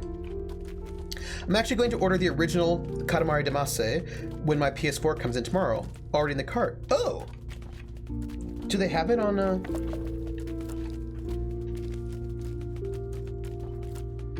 They have it on the PS4. Interesting.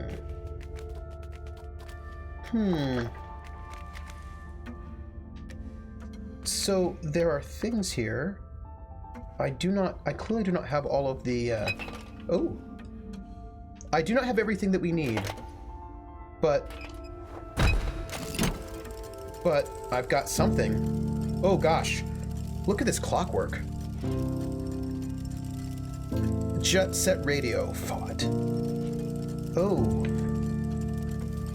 Let's see what we can do.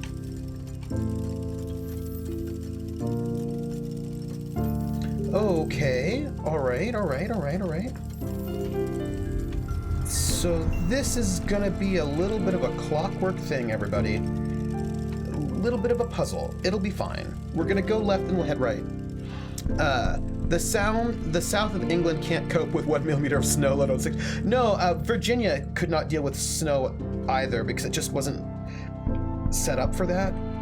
You know, like, and that's no offense, they just didn't have the infrastructure. I think that snow's actually pretty bad for Seattle as well. Can I? Nope. I'll fight you, Atomica. The worst graphic era was the deep brown photorealism of the early aughts. Ooh, those games. Yeah, those games were pretty ugly. They were. When all games were just shades of brown. Yeah, that was. Oh, hello. That was a particularly bad era. That is true. It's the PS2 version, but you can download it from the PlayStation Store. Oh. Realism is brown, depressing grayish brown tones is cool. I'm like, why? Why is that the case? But apparently it is. I don't know if we've made good choices. Side note. We'll see about that. Since I haven't my faves, I just put a link in Medium musings for a 160 song playlist. Ooh, yes, please, Atomica. Jet Set was ugly because of the cell shading. Only Borderlands has ever made cell shading. I really enjoyed 13 on the original Xbox, which was cell shaded, and I quite liked it. I thought it was fun and exciting. Ooh, there's a thing there. Virginia just didn't have the range. That was more artistic choice than crafting themselves. I mean, the last 2-3 years have definitely felt ugly gray-brown. Carlin says, Anna was trying to snipe things with an AC-20 in Mech Warrior 5 yesterday, but she didn't get it. When I told her she didn't have the range, she just didn't have the range. Ooh. All right. I still feel like we're missing something. Do you know what I mean? We're missing a way up there. So there's a way up there. And the question is, how do we get there? Because I feel like there's like a clear, obvious way. Boring brown to be talking about Fallout? To be honest, gray brown is the most common color of archaeological context. It's depressing. 13 was a good. I actually really enjoyed 13. It had a really punishing, like, I think the second mission you had to do was particularly punishing, and so getting through it was not particularly easy, which, maybe was not the greatest. But once you got past that one sticky mission, things were actually pretty good. So, like, I want to get there. Oh, you know what I have? I had a thought. You know what? I had a thought, everybody. I had a thought about the puzzle. I had a thought. So this tips, right? So what if we... Woo! What if we do that? That was just my thought. I'm there. Atomic says, oh god, yes, Fallout. I loved it so much, but everything the same bland look after a while. Fallout 3, but oh yeah, because I heard all about that, how the ancient Greeks had things painted in exciting garish colors. Ooh, okay. Let's see what we can do here. Can we, oh, you know what we can do? Hold on. Here, see, I got this. People, I got this. I am now like a superstar on this, is what I'm trying to tell you. I mean, I don't know if I'm a superstar necessarily, but, you know, I got things going on. Also, I think I almost had things going on, but then I think I lost the things that I had going on. I broke the thing! Oh, here we go. Ooh, wait, run. Go. All right, there's gonna be, let's see. There's gotta be some kind of way.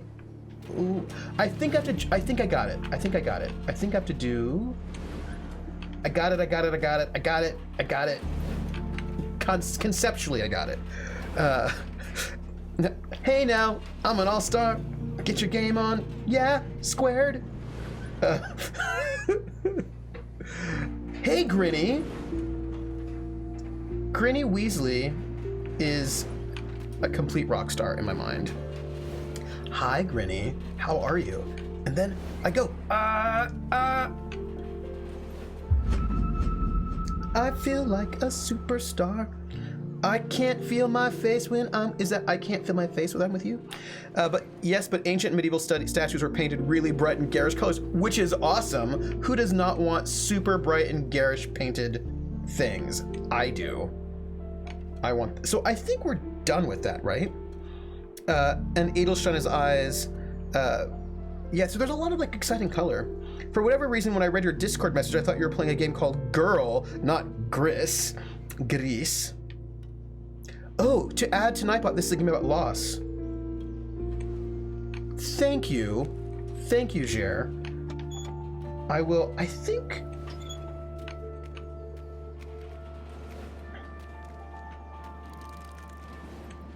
we're good in this space. Yeah, I think we're good here. Grinny, how much do you love this game? Because I don't know. I feel like you've not told me. And I feel like you not telling me is like a real problem. How am I supposed to know if you don't actually tell me? I mean, it's really hard. I feel like you're just holding back. I'm enjoying it too, and I mean, here's the thing: I do like a good puzzle. I like a good puzzle game. Although I do remember being frustrated with Myst way back in the day when I was like, wait, it was Riven. It was Riven, I think. I love the sound. Where I was like, I don't even know what I'm supposed to be doing right now. Come on, Riven, what am I supposed to be doing? And they wouldn't tell me. And I was like, okay, I've got to move these large balls somewhere into a thing, and I would just basically luck into passing through levels. Oh. My butterflies, not even knowing why and what they wanted me to do. It was very frustrating. That's what I'm going to say.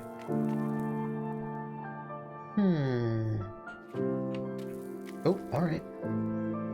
Am I a troll? Am I a troll? Troopers, it's so gorgeous, and it's a story that made me cry multiple times. Ooh. If it's gonna make me cry, I'm gonna like it. How much must I love you? Almost. Yeah, I found Myst. Grinny, also, it's very good to see you. Yeah, I mean, I found Riven to be very frustrating. I mean, I sat there playing it, but I found it very frustrating. Yeah. Grinny, by the way, Grinny, how are you? Woo.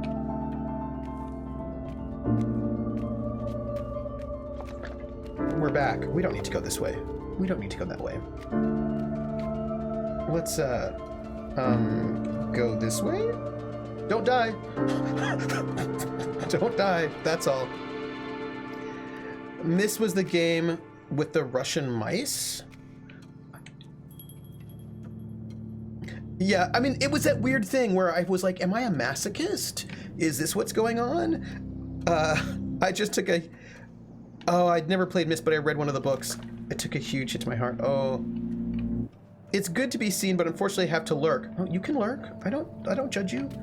I'm doing really well, Trooper. My girlfriend and I are trying to watch all of our DC TV shows in order to get caught up for the crossover special happening this week. The struggle is real. I'm so far behind on the DC shows that I can't even talk about it. It's just inappropriate, and I don't even know what to say. Like, I feel like I'm bad. Also, I feel like I've gone this direction. We're gonna go the other direction. Woo! Or die. So I have to go. Oh, go back to lurking. It's fine by me. We may not even need to go this way, to be honest. I'm gonna just do this. Woo! Oh, hey. We did have to go this way. BP only keeps up with the Flash, but then watches them all during the holiday crossover each year. Atomica says, an old friend, someone who trained me in pro wrestling, was hospitalized last week. He passed. Oh, They think it might have been brain swelling. Oh, I'm so sorry. I'm sorry about that. It's,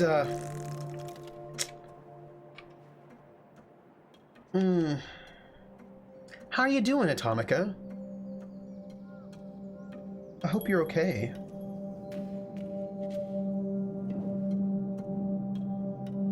Also, we might have to go back. I'm really sorry about that, and I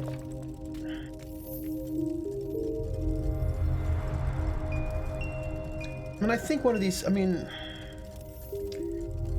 of course, one of these problems that we know so little about health, right? The health of all these sports, that these are not things that we're well versed in or educated in, and so people did sports that were, you know,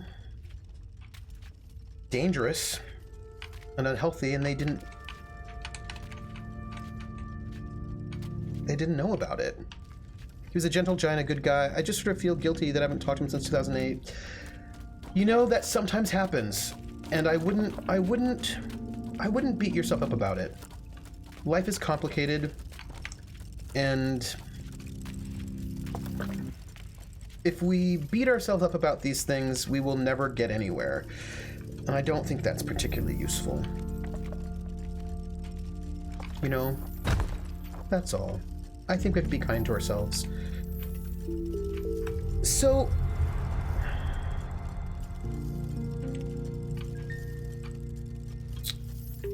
I'm gonna try going back this way to see what happens.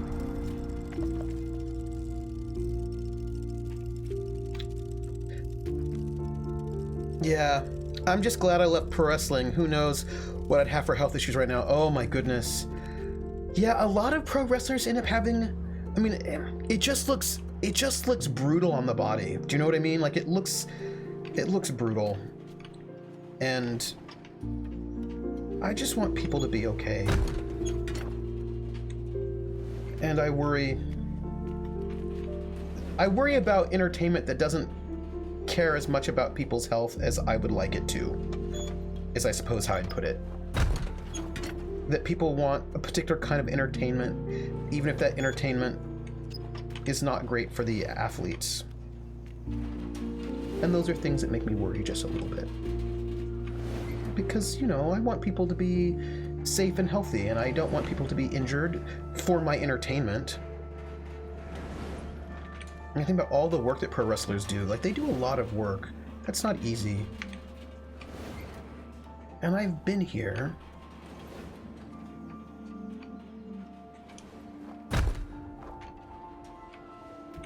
So I don't think this is it. I think we've been all over that space. I'm relatively healthy with my style. I would have ended up injured eventually. Oh, what was your style, Atomica? Pro wrestlers don't get paid enough to put their long-term health on the line as much as they do. And I think that's one of the problems with a lot of sports, is that there's also no health insurance for after you leave that sport. You go into that sport, you wreck your body for that sport, and then once you leave, they're like, bye. Me and digging, I didn't want arthritis and carpal tunnel by the time I'm 40. Yeah. Sadly, a lot of them did get paid enough. This lifestyle was just too rock and roll for them to keep it. It's actually a lot more financially viable now. Oh, that's good, because I know that if you're like, I mean, because there's also all that sort of not WWF, WWE nowadays. Like, there's all those wrestlers who are not WWF famous wrestlers, and I can't imagine if you're doing regional circuits, you're getting paid all that much. So, gang, we gotta figure out where we're headed. How to get where we need to go. Maybe there's a... Well, let's try a back up over on this side and see if that'll get us somewhere interesting. Because I felt like it just dropped us off before. On the other hand, people should do what they love. They should, but I think they should also be aware of all of the health risks of the things that they love. Do you know what I mean? Like, I think that do what you love, but also, here we go, also know what those things are. Ooh. Okay. That's all, because I feel like a lot of people are like, oh, I really love this thing, but they don't actually, they don't know the health consequences of that thing. Woo. I was a submission wrestler, but I was good for a little high flying here and there. But it's actually quite the opposite now, Trooper. Back in the 90s and earlier, you had WWFE for money, or Japan if you had any US or Mexico. That was it. Oh, so it's better now, yes? Oh, that's good. All right, so here's the thing. There's a thing here. And the question is,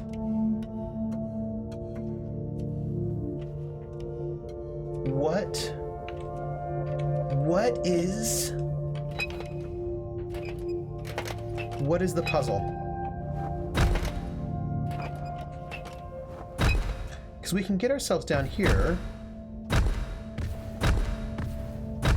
Oh, maybe I just need to, oop, no.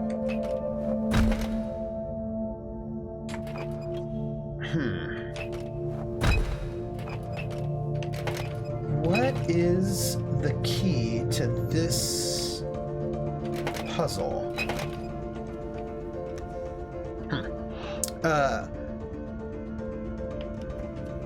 Yeah, I think, but the question is that they're not really locked, right? The minute I stop being a,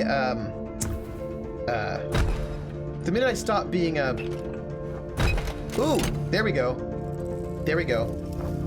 I can hit both halves at once. We're on it.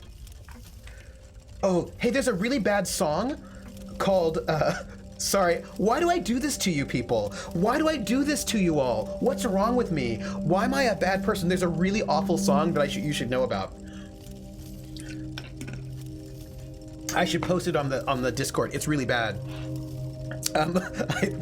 It's called the Cheeky Song by the Cheeky Girls. It was a hit in the UK in I don't know, the 2000s of some sort. And it's not a good song. It's a bad song. Like I'm trying to tell you that it was a bad song. I'm not trying to tell you it was good. I'm trying to tell you it was bad because it was bad. But I just feel like maybe you want to know it. Because maybe you want to know about these really bad songs. I'm just trying to be here for you all. Kulan knows this song. Oh, it was such a bad song. Oh, it was really bad. It was by these two Transylvanian twins, and I believe they were. Ooh, it was like a pop idol, I think. So it looks like I don't have enough. So let's see what we can do. Yeah, no, it was not good. It was bad. I just so they were these Transylvanian twin sisters. I don't know their names. I did not watch Pop Idol, and they auditioned for Pop Idol, and oh wow, and they did very poorly. I don't even think they actually got. I don't think they. I don't think they even got on the show, but their audition, you know? And they were really bad. So they have a song called the Cheeky Song, and it's really bad. Also, I'm getting interesting.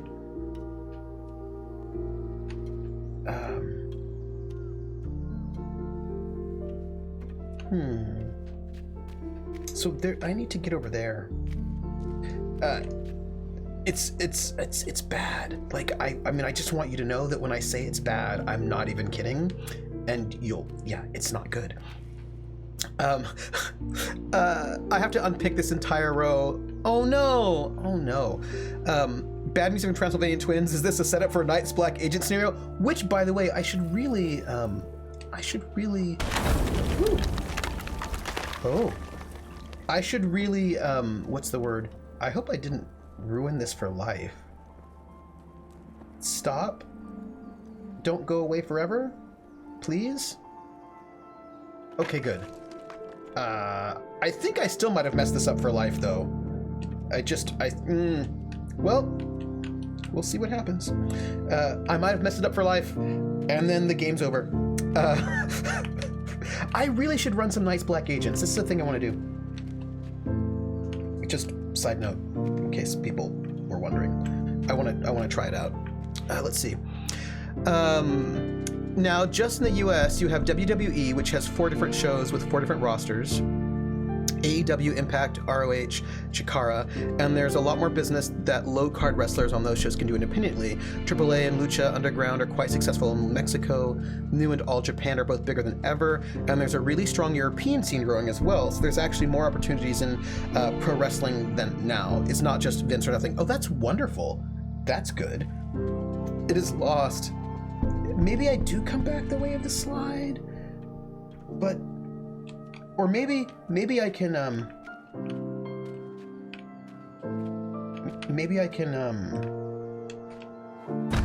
woo! Here we go. Oh, yeah. People, we've got some excitement here. This is it. Look at this. I'm just telling you all the excitement all the time. Also, I have an idea.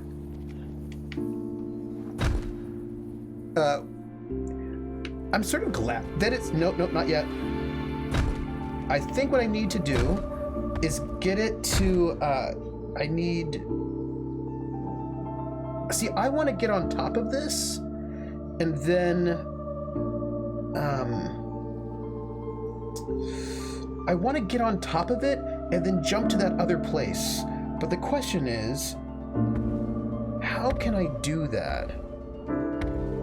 You know, I was watching a special on old school wrestlers in England, like a family that had been going back to the 50s and doing like regional wrestling in England in the 50s. It was very interesting. I bet I can outrun it. That's a good point. Let's try. Go. Go. I'm gonna try. Run. Go. You can do it. Oh, I didn't do it. I tried, but I really feel like maybe if I'm a little faster, that I could do it. I'm gonna try, because if I can get up there, then I can go over there, and that seems interesting. Also, concussions actually exist now, so there's a lot more safety in how wrestlers are handled. And a lot of the older generation wrestlers constantly complain about the new guys not drinking and running around like real rock stars. They'd rather just play their video games. I feel like maybe that's not a bad thing. Like, maybe it's not bad. Maybe making sure that you don't get concussions and die is like a really good thing. That's my thought. Yeah, I'm gonna go like I'm gonna get as close to the ledge as I can. Go! Ah! Run! Go! Go! Ah! I think I would have had it, but I would have had it. First off, I would have had it. I'm just letting you know that I think that was like a total possibility. My controller got stuck. Yeah, what kind of pansy doesn't want to get a concussion and die? Not being hungover and I'm supposed to be throwing my body at someone else professionally seems like a good priority. Yeah, you know. Concussion was and still is a serious injury in many sports. It's true. I think it was the Knight family. But it was like a little it was an interesting little documentary, and I was like, oh, dang it, I missed it. I missed that jump. Look, I'm gonna do this because I know I can make this jump. I know I can make it. So I just want you to know that I'm doing it. I think it was the Knight family, but it was interesting, and I was like, oh, that's cool. Go, run. Don't mess up. Go. Run. We can do it. Go. Jump. Yes. I feel really special right now. Now watch. jumping won't actually get me anything interesting. But I do feel... Oh no, hey, look. There is something interesting here.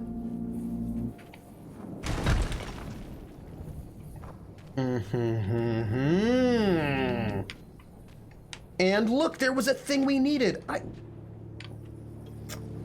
Look at that. I feel really good. You know, Ice Bunny, there are different kinds of sports. Not all sports involve head injuries. Ice Bunny. That's all I'm saying. Although, you know, we platform, we puzzlin'. We platformin', we puzzlin'. So here's the thing I was thinking about. I do want to see something terrifying. Name a sport without head injuries, ping pong. I feel like ping pong is a sport without head injuries. I mean, I would hope that ping pong is a sport without head injuries because that would make me really scared. Also, I imagine there's probably not a lot of head injuries in tennis. Right? Did we get it? No. We don't have them all yet. Baseball unless you do it really wrong. Well, actually, no, I have no clue. Go look in Stream Musings real quick. Hold on, Stream Musings, come here. Where's my cursor? Cursor?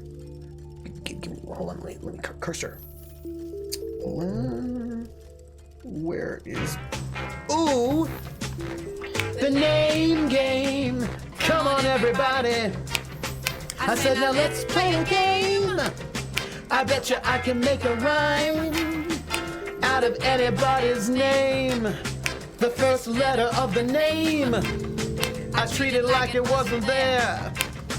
And then a B or an F or an M will appear. And then I say bo at a B, then I say the name, then banana, fana, info. And then I say the name again with an F, very plain, then a fee, fi, and a mo.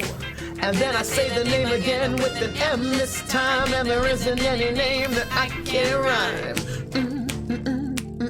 Levi, bo, bevi, banana, fana, fo, fi, fi, mo, me, vi. Levi. Thank you so much for the resub. It's been like 28 months. You're old. No, I'm old. Thank you so much. Okay, so there's something that I'm supposed to look at in the where is it? Media Musings? Katamari series. So I'm excited for this playlist because in wrestling, what are those? Atomica, what are those? That's in Stream Musings that are wrestling related. What are those? I want to know. Archery, very swing sports. I've never seen someone hit in the head with a ping pong or tennis balls. I don't think a ping pong ball would give you a concussion though, right? Maybe? Tiddlywinks, chess is safe. You can slip and smack your head or get hit by a flying ping pong bat. You know, yay for fixing the row, Falcon of Venom. Chess isn't safe, someone could jam a bishop in your eye. I mean, if we want to go this space, then nothing is safe because just walking down the street can get you killed, right? So that's a question. Trooper, that all came out of Hulk Hogan's spine. What? The damage came from his most iconic move, his leg drop. He lost 4 inches in height from compression. He just had them replaced with new ones. Oh my gosh. What? Oh. They were to keep his spine uncompressed at least a bit. That is awful, Atomica. Levi says the problem isn't sports. We have big smooshy brains. Krellin says 100% of people who live die. Life is a leading cause of death. And I'm going to tell you something. And what I'm going to tell you is, by the way, I forgot. We have a giveaway. And our giveaway is Guacamelee 2. And it is a action adventure platformer, and we're gonna give it away now. And so just, make sure you say something in the next 5 minutes, and then we'll give it away. That's what we're gonna do. That's it. Jer's like, nothing is safe, that's why I'm agoraphobic. Levi says it's a great game. Good, I can't play it because it is not Mac compatible, but you know, I'm gonna give it away and I'm excited for it. Even slow walking through shallow water, like, I mean, basically everything is dangerous. So, you know, life. But, so here's the thing. I don't have enough of these special balls. So we're going to try to go the other direction. And hopefully we will find, wait, I just, we don't have enough of the special balls. That seems dirty. I'm gonna just note that. That's all. The way that pensions are going, I have to live to about 110 to get my money's worth out of the state pension here. Oh. Did I say, oh, thank you, Krellin. I did have something to say about the life causes death thing. I did, and so I appreciate, okay. Yes, I had a high school English teacher, Mr. Rogers, who would say these things, right? So he would say things like, so you might say a fairly innocuous statement, like, you know, everybody dies. For example, like you just said, you might say everybody dies. And then he would say, I'm not gonna die. Like, he would always say that. That would be a thing that he would say all the time. And it was very frustrating because also he died. But I mean, it was frustrating because that's just not true. That, I mean, come on. But he would insist that he was not going to die. That was a thing that he would insist heavily. Oh. Oh, look at that. Oh, that is very cool. So these little robots are always going, okay, all right. Look at this. I feel like a little special person. Mr. Rogers was a different Mr. Rogers. And he actually did wear sweater vests. He wore, he did. He wore sweater vests, and he was, but he was a different Mr. Rogers. He was hilarious because he would look at us like we were, wastes of time and ridiculousness. He was hilarious. He really was. I quite liked him. I was agoraphobic. Al Gore, Tipper Gore, Edward Gorey, Gore Vidal, Gore Bishop. Oh, Edward Gorey is one of my faves. Just side note in case anybody wanted to know that I love Edward Gorey, specifically the Gashly Crumtinies because they made me very happy. Almost. Here we go. Yes, look at that. Yeah, Levi, and it was so funny because he would say that and he never seemed like he was joking. He said it with the utmost of seriousness. It was very strange because, you know, so at his funeral, did everyone go, ha, you dead, fool? They should have, because that would have been, I would have laughed. I don't think I would have said that. I might, however, question how they know everyone will die, what the proof is. Yeah, it was... Not, I'll teach. No, I don't. It wasn't that he didn't like kids. I think he liked them very much. He just had this very, very dry sense of humor.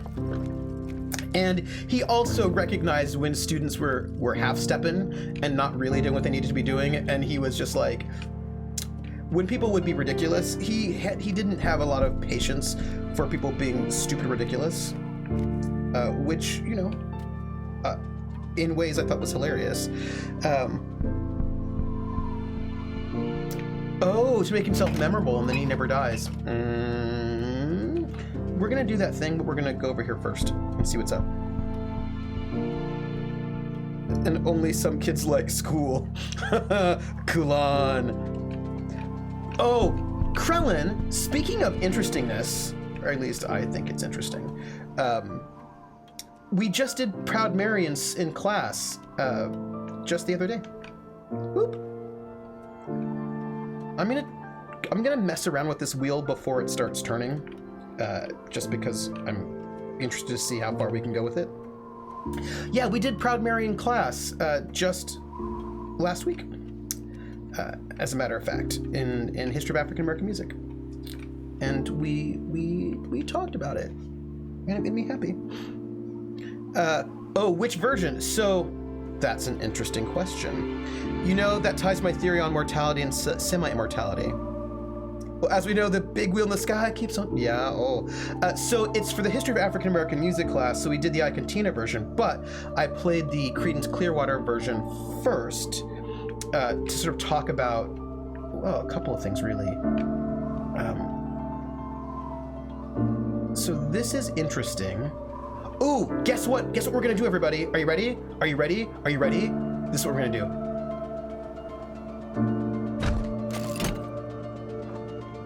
I suspected we probably needed to do that. Whoa, look at this. Are we moving? We are moving, everyone. This, oh, hello. Well, oh. Yeah, okay. We're moving, everyone. Oh, what world are we in? This song was a prophecy. So we did the we did the Creedence Clearwater first, so they could hear what the original sounded like before we did the I Cantina. I think we need to name the cube to the bass just for the drops. Oh yeah. Because I was talking about the ways in which, right. So I'm gonna do the giveaway while I talk about music history for just a second. Just a second. So, by the way, who's the winner for Guacamelee? Who is it? Falcon! Falcon of Venom. Falcon of Venom! You are the winner of the Guacamelee 2. Falcon! Falcon, I'm going to whisper you with the code for Guacamelee 2, and I'm so excited to give it to you because I don't think you've ever won one yet, and so now you have. Whoa! I have sent you the whisper, and I am so excited. Tell me if you like it. Tell me if you like it. That's so exciting. Ooh, congratulations. That is so cool. Oh, I'm so excited. So here's the thing that's really interesting. So some music history, just a little bit of music history, because really, I mean, I don't know. That's my life, right? I mean, this is what happens. There's just a lot of music history in my life. Falcone. I think it's not bad to want to put a little bit of an E there. So, rock and roll, right? The genre of music that lasts from about 1954, 1955 to like 1960. It does not last for a very long time, the genre, but there's this genre, rock and roll. And people always want to sort of obsess about this particular question: what is the first rock and roll song? Blah, blah, blah, blah, blah. And the thing is, do I know of Charles L. Hughes? I don't know of Charles L. Hughes, but I probably should know of Charles L. Hughes. What do I need to know about Charles L. Hughes? Because I'm excited for this. At least I don't think I know about Charles L. Hughes. I don't think I know. So people want to debate, like, what is the first rock and roll song, blah, blah, blah. They're all very invested in this particular question, because I don't know why. People are very invested in that. He has an amazing book that just came out, Country Soul, The Making of Music. And oh, actually, do I know that book? Making Music and Making Race in the American South. Oh, hey, we just got blue. Oh, this is cool. Oh, and green? Ooh. Country Soul, do I know this book?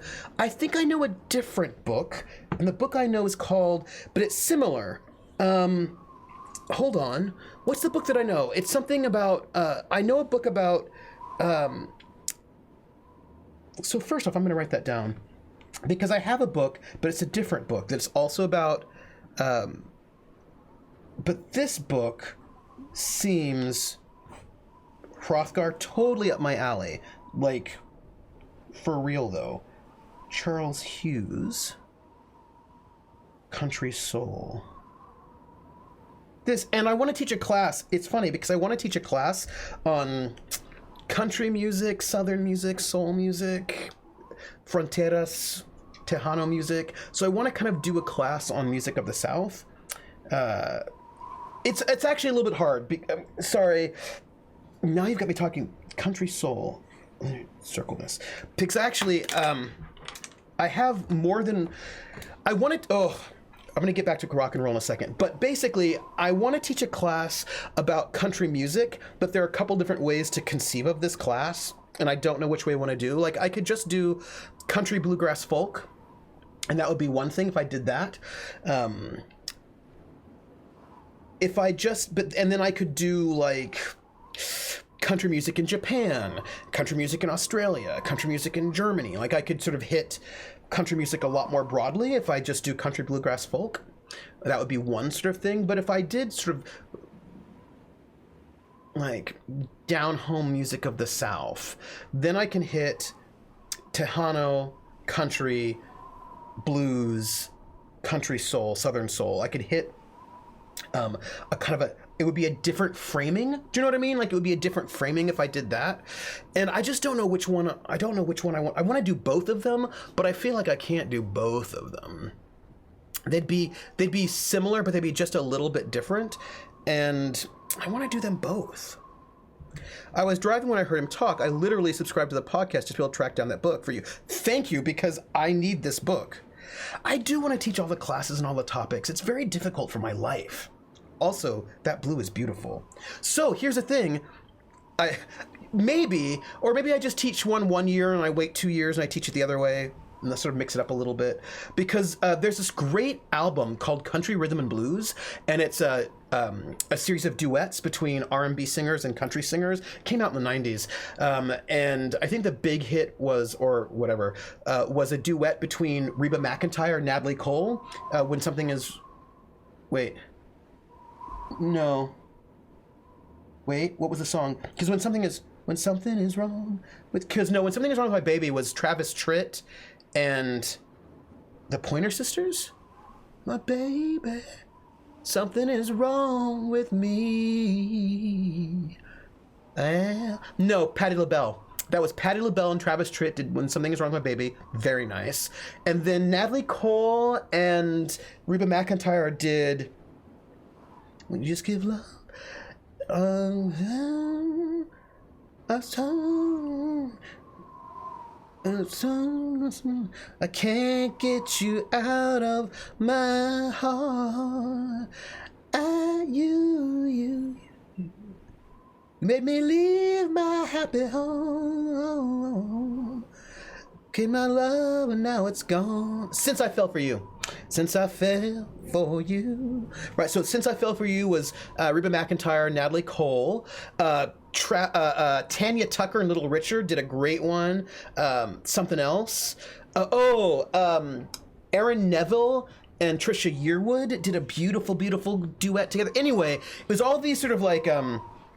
country stars and rhythm and blues stars doing these duets together, and it was such a great album. And I was like, that would be a class. Like, there's a class right there. So, I'm just saying. It was, I suppose I'm just trying to say that there were some super, super beautiful, ooh,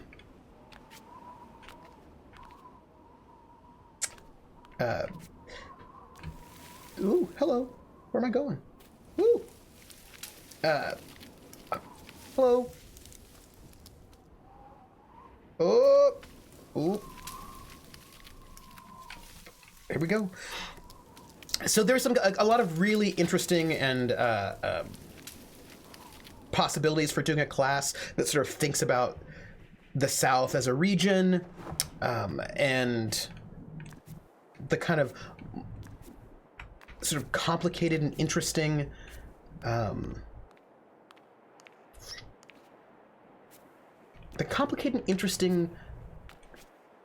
relations there. Like, I think it would be really great.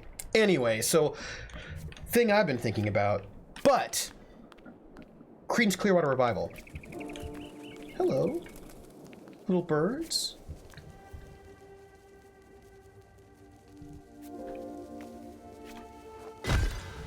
Ooh, hi.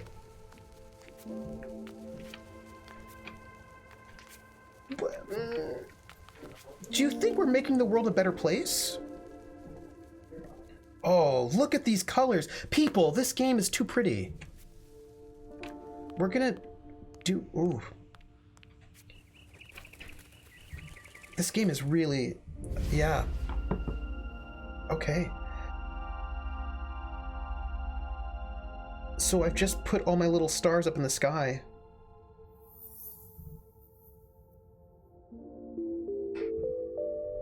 Ooh, look at that. We're making constellations, everyone. I mean, south to me is Tijuana, so I'd argue it depends on what your south is. Well, but here's... Hi, Odious. How are you? How are you doing?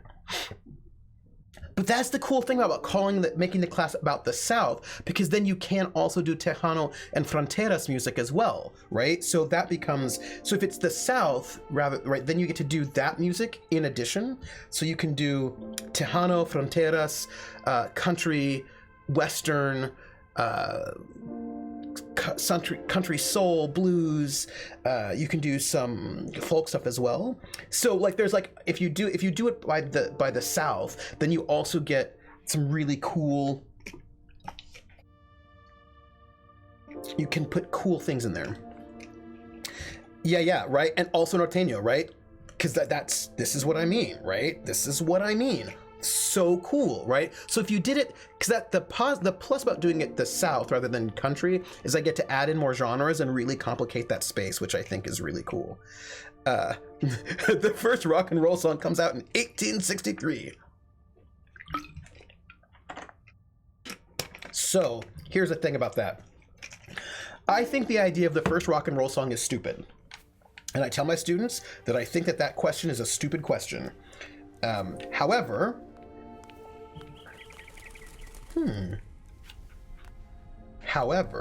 I also know that people are obsessed with that question. What's the first rock and roll song? I so dislike post-stress tired. I feel exhausted. My brain won't shut up. Oh, I'm so sorry. Atomica, just hang out with us. So there's a lot of debate about what is the first... Oh, uh-oh. That seems bad. That seems bad, everyone. Because now we can't go back. What was the first song, though? The first piece of music we have written down is the Silklos epitaph from ancient Greece. I don't think it's the first song, but... Do I just jump off? Yes. Sorry. The answer is always yes. Just jumping off. Hang out and enjoy the fun. I'm the same right now, Atomic. It's 1:20 a.m. and I'm awake. Oof. Let's go this way. So, Rolling Stone magazine, all these people. Yeah, that's the oldest surviving written song that we know of. Although I wouldn't be surprised if there are actually things that were older from Sumeria, but you know. And music is such an inherently iterative process that I'm sure that lines get really buried. Oh, yeah. So here's the thing. People are obsessed with trying to figure out what the first rock and roll song is, which is stupid. It's stupid. Look at this, everybody. Look at these cool things. But here's what I will tell you.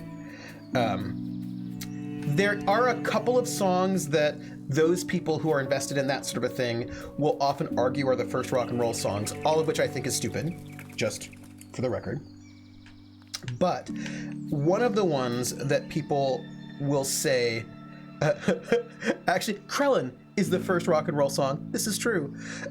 I see you, Captain Sardonic. So one of the songs that people will sort of claim to be the first rock and roll song, which again, I think is stupid, is Rocket 88 by Jackie Brunson and his Delta Cats. And people will say that this is, and that's like from 1951, 1950, 50, 51. And I think it's kind of dumb because the sound of that what we think of as, anyway, it's just stupid, whatever. But anyway, this is very pretty. Yeah, Back to the Future told us was Johnny B. Good. Oh, Back to the Future. So the thing about the song, Rocket 88, people will say that it's the first rock and roll song for various reasons. Are these people Holmes? What do we have here? And they will say it's the first rock and roll song because it's the first example of distorted guitar on recording. Because the guitarist broke his amp and so then he had to play with a broken amp, and it gave a sense of distortion. And it's about a car, so people say, oh, like it's the first rock and roll song. Krell is the first rock and roll song. Oh, hold on. See, here's the thing, Hrothgar. Here's the thing. Louis Jordan is making the sounds that sound like rock and roll in the 40s. Like, what we think of as early rock and roll, I mean, Louis Jordan is doing it in the 40s. So the idea that Rocket 88 is the first rock and roll song is stupid because this particular sound is happening in jump blues in the 40s. And also Wynonie Harris. Like, basically, there's a bunch of stuff in the 40s that sounds like rock and roll. So the idea of placing it at Rocket 88, I think is stupid. Because there's like a whole genre. I think it's dumb.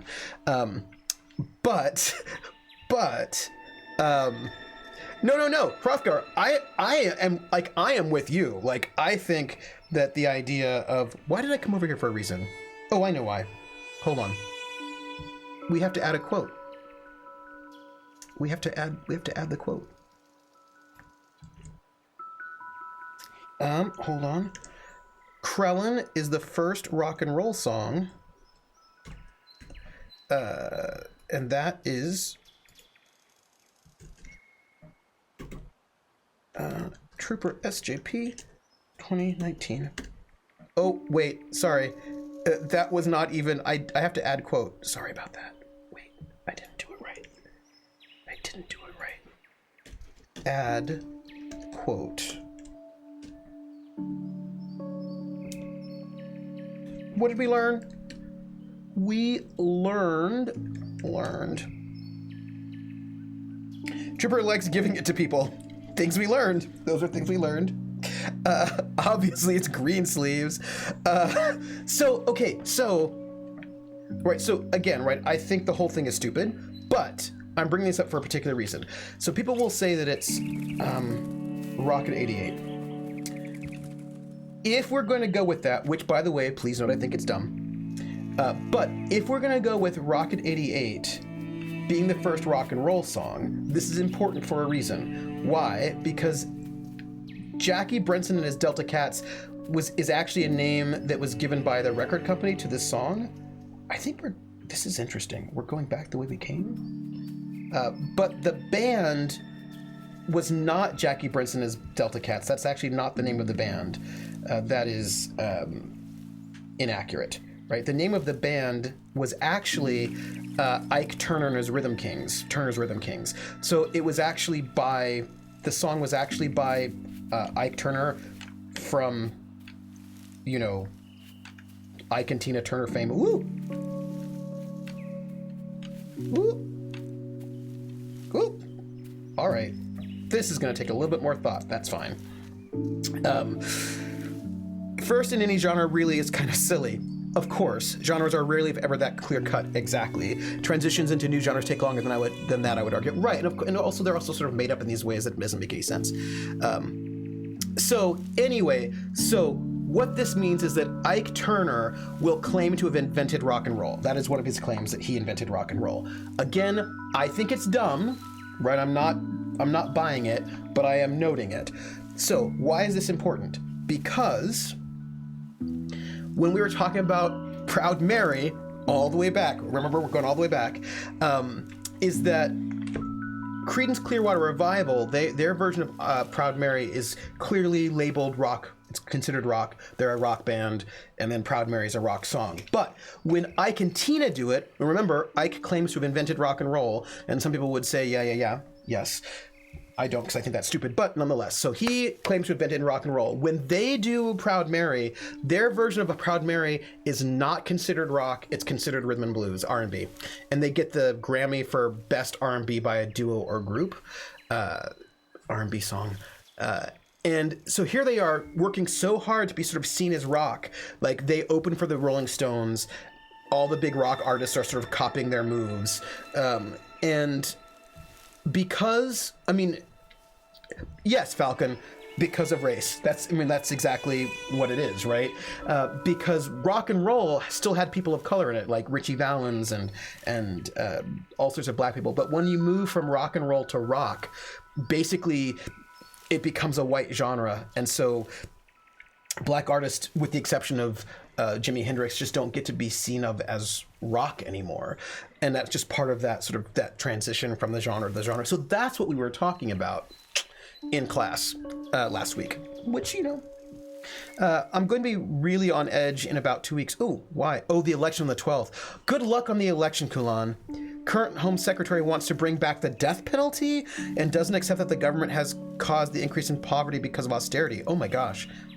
I may not be the best company over the start of December. Kulan, you know what? Here's what's up, Kulan.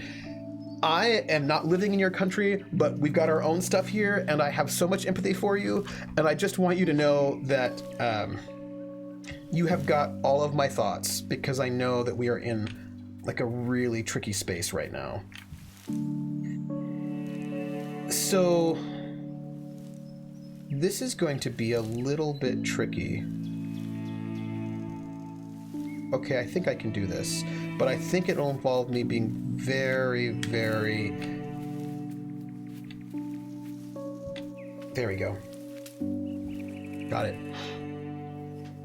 So, you know, it was a really interesting conversation about the differences between Creedence Clearwater Revival's sort of imagination of the South, and they are from Berkeley, California, and then Ike and Tina, who are Southern, and their sort of version of the South, and what does that mean for them? It was a good conversation. Go, go, go, go. Woo. I'm feeling very good with my platforming skills at the moment, I think. Yeah, but nonetheless, I do not believe that Ike Turner invented rock and roll. I think that whole thing is stupid. I don't think people invent rock and roll that way. I mean, I suppose there's some genres maybe you can say somebody invented. I mean, I doubt it. Like, maybe, oh, hey, that's eating a little square apple. Ooh. This game is really pretty, everybody. And now that we have blue, we have strings. Ooh. This cute little block thing is following me. Hello. I imagine many genres have a proper variant for mostly white artists and a less favorable variant for the rest. Sort of. It's kind of tricky, because the problem is that people also fetishize people of color as being like more real or exotic, and so people will often want the version with the people of color, but only kind of sort of. How do I get up here? So it's tricky, right? I mean, it's tricky. With rock and roll, I think one of the problems had to do with, oh, there's an apple here. Hello, do you want that apple? This thing is so cute, people.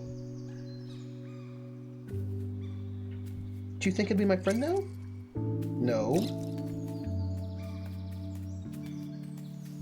Okay. We'll see what we can do.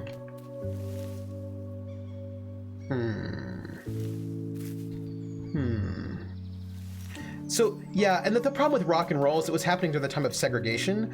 So the kind of race mixing that was happening in rock and roll was upsetting to people, because the United States was like in a super racist space. Here you go, little one. Do you want another one of those? What happens if it eats a lot? Wait, weird sounds.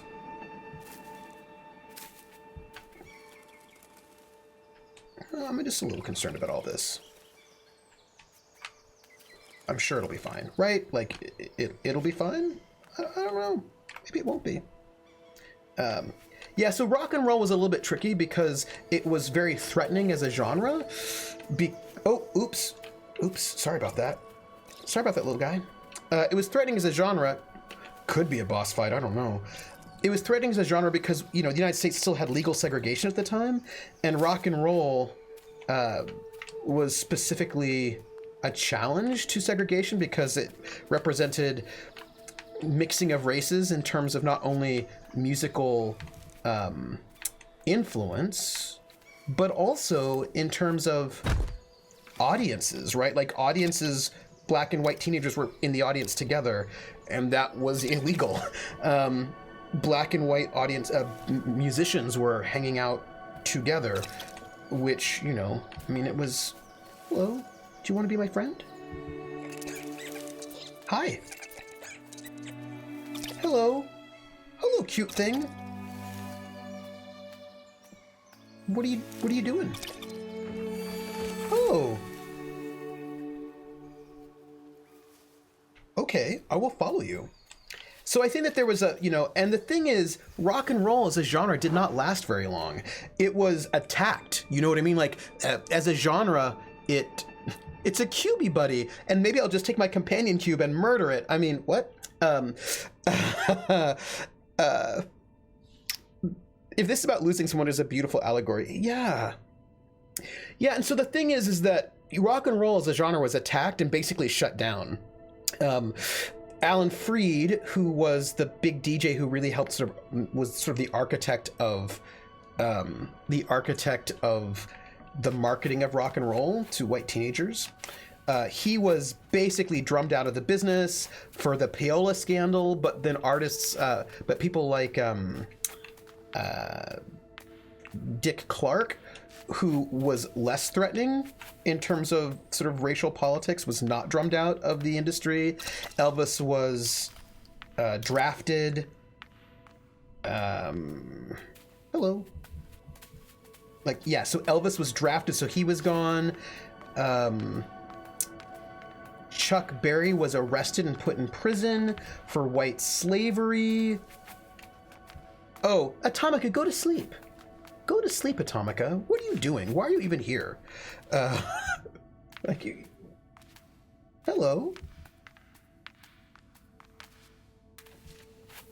Oh, I have an idea. This is interesting. Hello, little companion cube. Will you help me?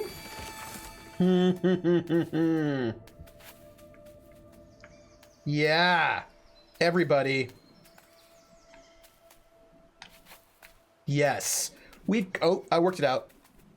And by white slavery, I mean that he owned a nightclub and there was a hat check girl, I think. Oh, I'm glad that Atomica, I'm glad that we could help. Also, Atomica, if you take it, I give you a virtual hug. Just so you know. And this is really beautiful. Ooh. Woo.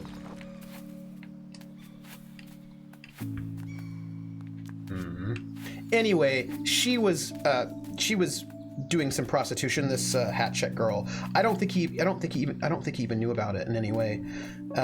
But ooh, huh. Anyway, I don't think he was even in the area, but he was arrested for that. And then little Richard left because he was worried about Jesus. Anyway, there was like a big concerted effort to shut down rock and roll as a genre. And they were successful in doing so. And then it kind of was sort of gone for a bit. Oh! Hi, friend. Hi, friendo.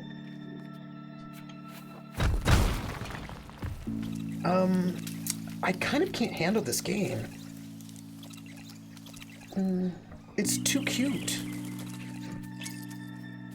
Yeah, so here you go. How you doing? Are you okay? So that genre, right, rock and roll, just sort of lasted about 5 years maybe, ish, as a sort of a thing. And then it was sort of really shut down, which is so interesting. And then when it comes back as rock, it is coming back as a very different thing. Good night, Atomica. Sleep well. Also, who? I wonder if our friend's gonna come back.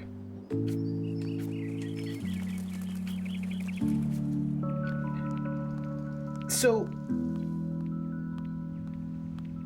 the game is gorgeous.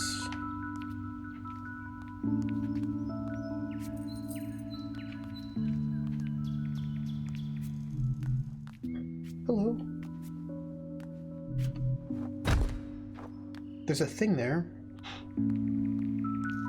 that we clearly do not yet have the ability to deal with, but we'll check it out when we can.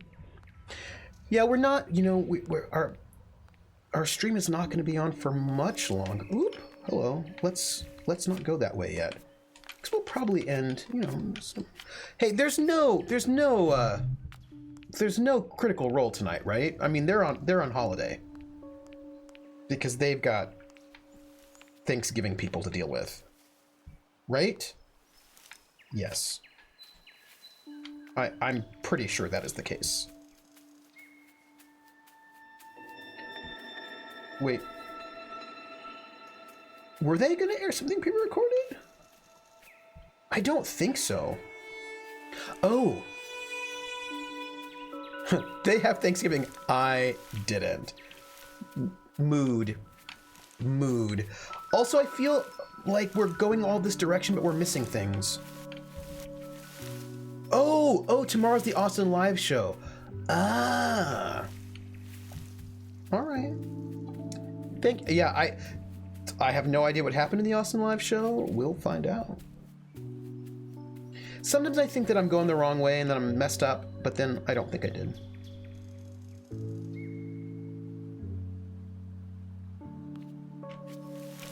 Ah. Hey. Here we go. Oh! Okay, hold on now. Hey, Go Eat Rice. How are you? Speaking of going and eating rice, I feel like I should go eat rice. So... No! So, this thing here is trying to... is messing with me.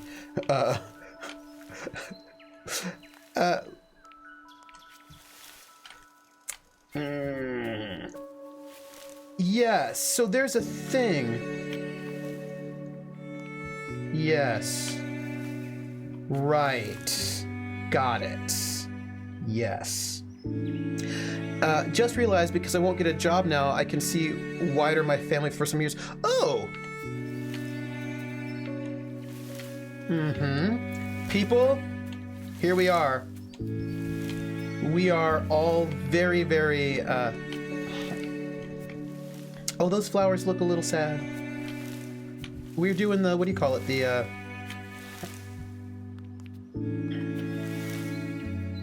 let's see. We're doing the, what do you call it? The, Indiana Jones.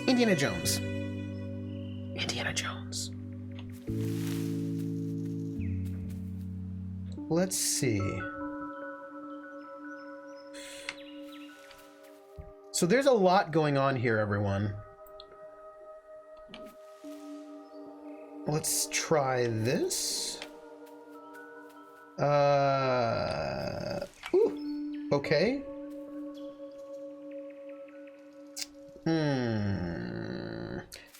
This is new. This is brand new, Go Eat Rice. We just started it today. It's a puzzle platformer.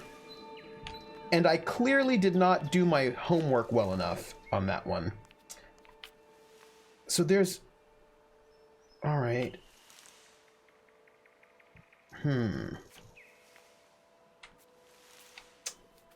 Let's see. So I want to get that thing up there, and I want to get that one over there. And how are we going to do this? I should probably just hit...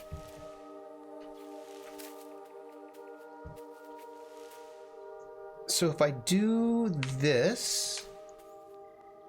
The tree branches of the trees remind me of the lists you eat when you get a list of your aunt sisters. I think I know that one. All right, so this is not going to help me. I'm looking forward to January, starting to share adventures. Oh, I'm really looking forward to January. Seems like it's going to be a good month. So this will not help me. So there's a... Right, because this is not... Oh, maybe if I do this. Right? The problem is I did not memorize what these things look like. Okay. That's tricky. Oh, family tree. Oh, I see. Family tree. Mm-hmm. Yes. So I need to think about this a little bit more about how to get where I need to get. If I jump there... All right, let's see. So if I jump here, if I jump from here to here, I get the thing. If I jump up to here, I get that. If I then jump to there... Okay, I think that's how we do it. I think I got it. I think I got it. All right. So we go here, here. Whoop, I missed. I missed it, but I think I've got the concept.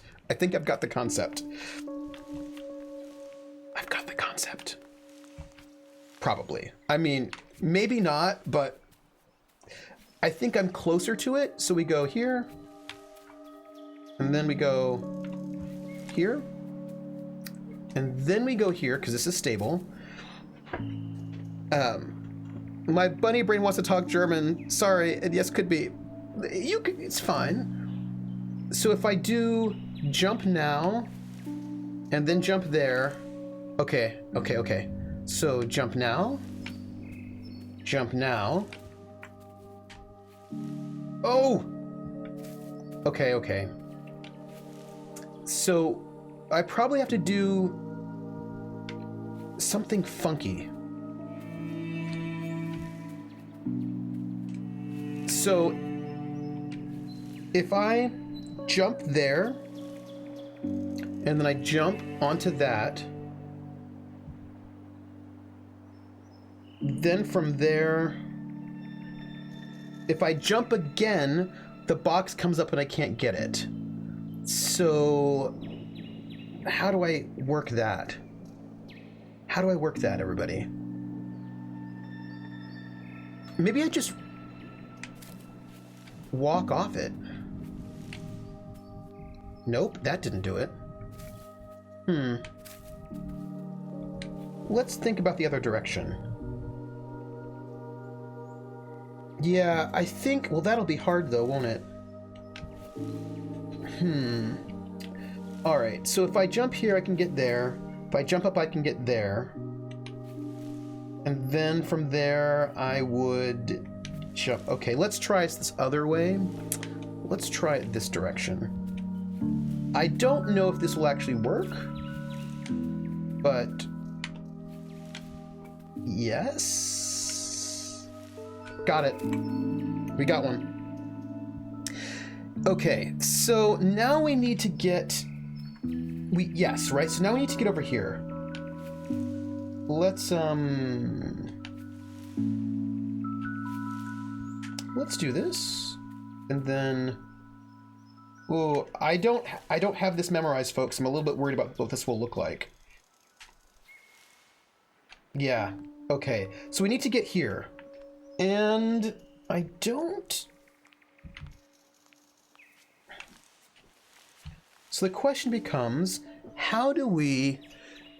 So I think the right was actually just a red herring. Yes, Jer, I think that's true. Yeah, the music is so cool. Had to stop the washing machine from walking around. Oh, yeah. Washing machines sometimes want to go on a journey. So here's the question.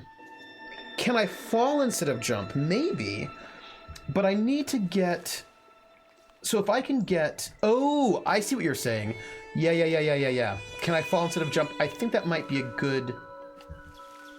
Okay, so if I... Let's... Oops, sorry.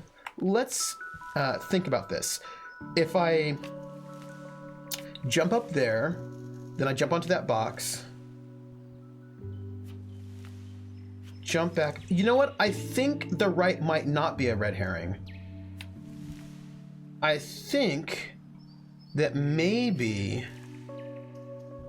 you have to go to the right to get the other direction, is what I'm thinking. So, for example, here, back over here, then, yeah, I think this might be it.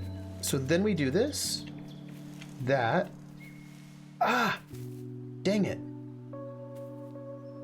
I missed that jump. Because I actually think that, well...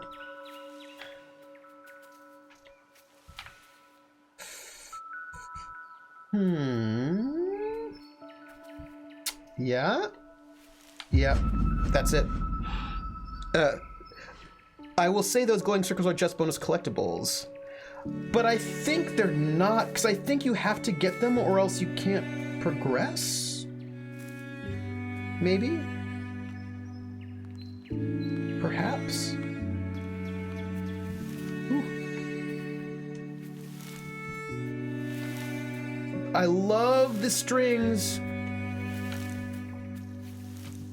Gotta power the light moat. Yeah, you gotta power those light moat machines. All right, so I think we have to go all the way the other direction, is what I'm thinking. But I feel like we can get it, and I feel like we've figured out the trick.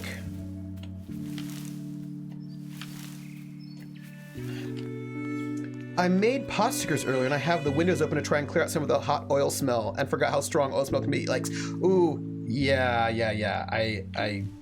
I know whereof you speak. Speaking of which, I kind of want tacos. Is that bad? Okay, everyone, we need to go that way. I got it. I think we're good. Hey, Logic Core, how are you doing? What are you up to? Tacos, donuts. You know, I really want to figure out if I can make donuts in some way. I think that would be really exciting, and I want them. Also, I want tacos.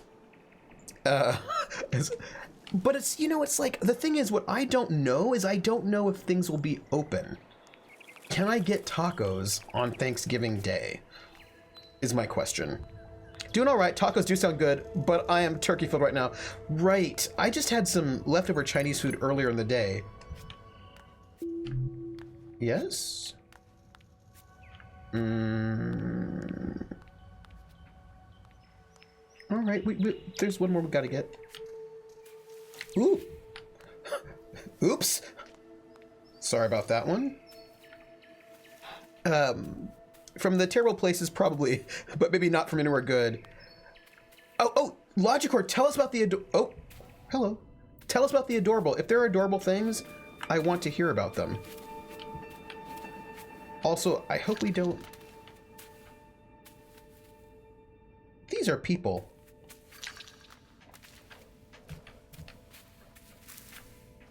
These are strange teacup people. It's fine. Yeah, I'm in Boston. All the tacos are a little bit fake. It's the difficulty of life, to be honest. Yeah, I wish we had whatever.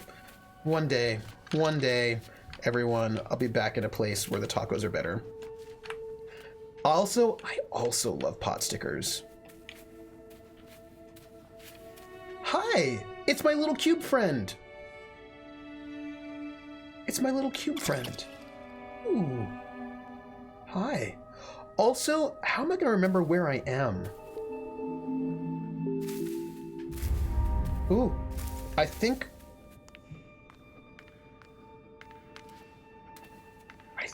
we can do the thing now. Oh, beef ones. Beef pot stickers. I want to make pot stickers. Okay, what it is that I'm actually just hungry. Let's be fair. This is my life. My life is eating. Okay, and people. Hey, I'm in Hamilton, Ontario, but there's a great place run by a Mexican family where the grandmother made the recipes and still does some cooking. Ooh, that sounds amazing. That is true. Authentic can be everywhere. Also, why am I not in Hamilton, Ontario? That sounds like a great place to be. Now I feel like I need to be in Hamilton, Ontario. BP, I need to come to your place and go there. Decided I want to run a Deadlands The Weird West Classic campaign. Ooh, nice. And I asked my wife and neighbor to play and was trying to figure out who'd be really fun to have at my table. I decided upon my 60-year-old father, who is a pastor. This sounds amazing. Logic Core, you need to finish the story. I need to know. It took me an hour to assemble and 20 to cook. How many pot stickers did you make?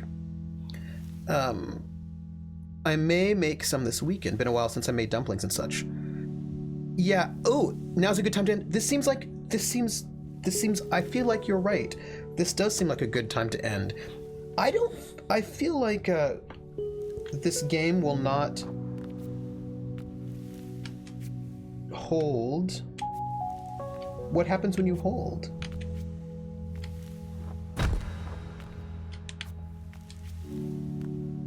I'm holding A, everybody. Can you... Ooh! All right. Nice. Controls, graphics, keyboard volume. Graphics? No, that's fine. Controls. Oh, we don't have a lot of... Okay. Our controls are very simple. That's all. Maybe... Oh, that's interesting. Ooh. BP. We just learned a new thing. We have a new move. Oh, I love that. That is amazing. And that is clearly where we're going to end the game, because we just learned a new move that is amazing. All right, so let me find out. Logic Core, tell us. He's never played an RPG before. He decided to play an ex-gunfighter turned preacher, and he's so into it, adding narrative elements, trying to play out his edges and hindrances, everything. It's adorable. Oh, that's amazing. Yeah, no, we're gonna hold on here, see? We're gonna call it for the evening because it is time, and maybe I can find some tacos. Maybe. I don't know if I can find tacos. I will see. Also, I've got to figure out how to quit out of this game and still save. Everyone, this was really lovely. This has been so nice. Thank you, everyone, for being here, and I hope everyone's been having a good time. And if not, oh, yes, Logicore, please drop the post in our streaming musings or tabletop musings, because tell us more about it. I'm very excited. Also, yay for dads playing RPGs. That's cool. Yeah. Thank you, Jer. We've got a Discord. Post it in the Discord so that post it in the Discord so we can all see it later. That would be wonderful. And also, give a follow if you want, which is probably up there, that way somewhere. And you can follow me on Twitter at Academic Foxhole. And thank you, Jer. Jer's on top of things. I've got a Discord. Join us there. You can follow me on Twitter at Academic Foxhole, where I tweet the things. You can also find the streams, the archive of the streams on YouTube at TrooperSJP. Also, I have a Patreon, and all those funds go to help run some RPGs, and I'm going to be doing some RPG streams, planning session planning in December, probably on Fridays, and then there'll be some Cthulhu Confidential in January, and then some French Resistance coming. And, remove the next goal thing. What I feel like, yes, Javai, thank you. I'm gonna change that. I'm gonna change that right now. That is a thing that is going to be removed.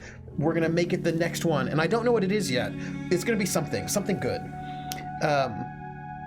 Yeah, I'm excited too. I'm excited for the it's all Fate core stuff. So I'm gonna just working through the Fate system. Something I always do as a GM first is sort of run through the paces to sort of see how it works, and then start thinking about sort of campaign planning. So I think it's gonna be really good. That is me. Everyone, I want to thank you. You can find me all the places. Thank you for being here.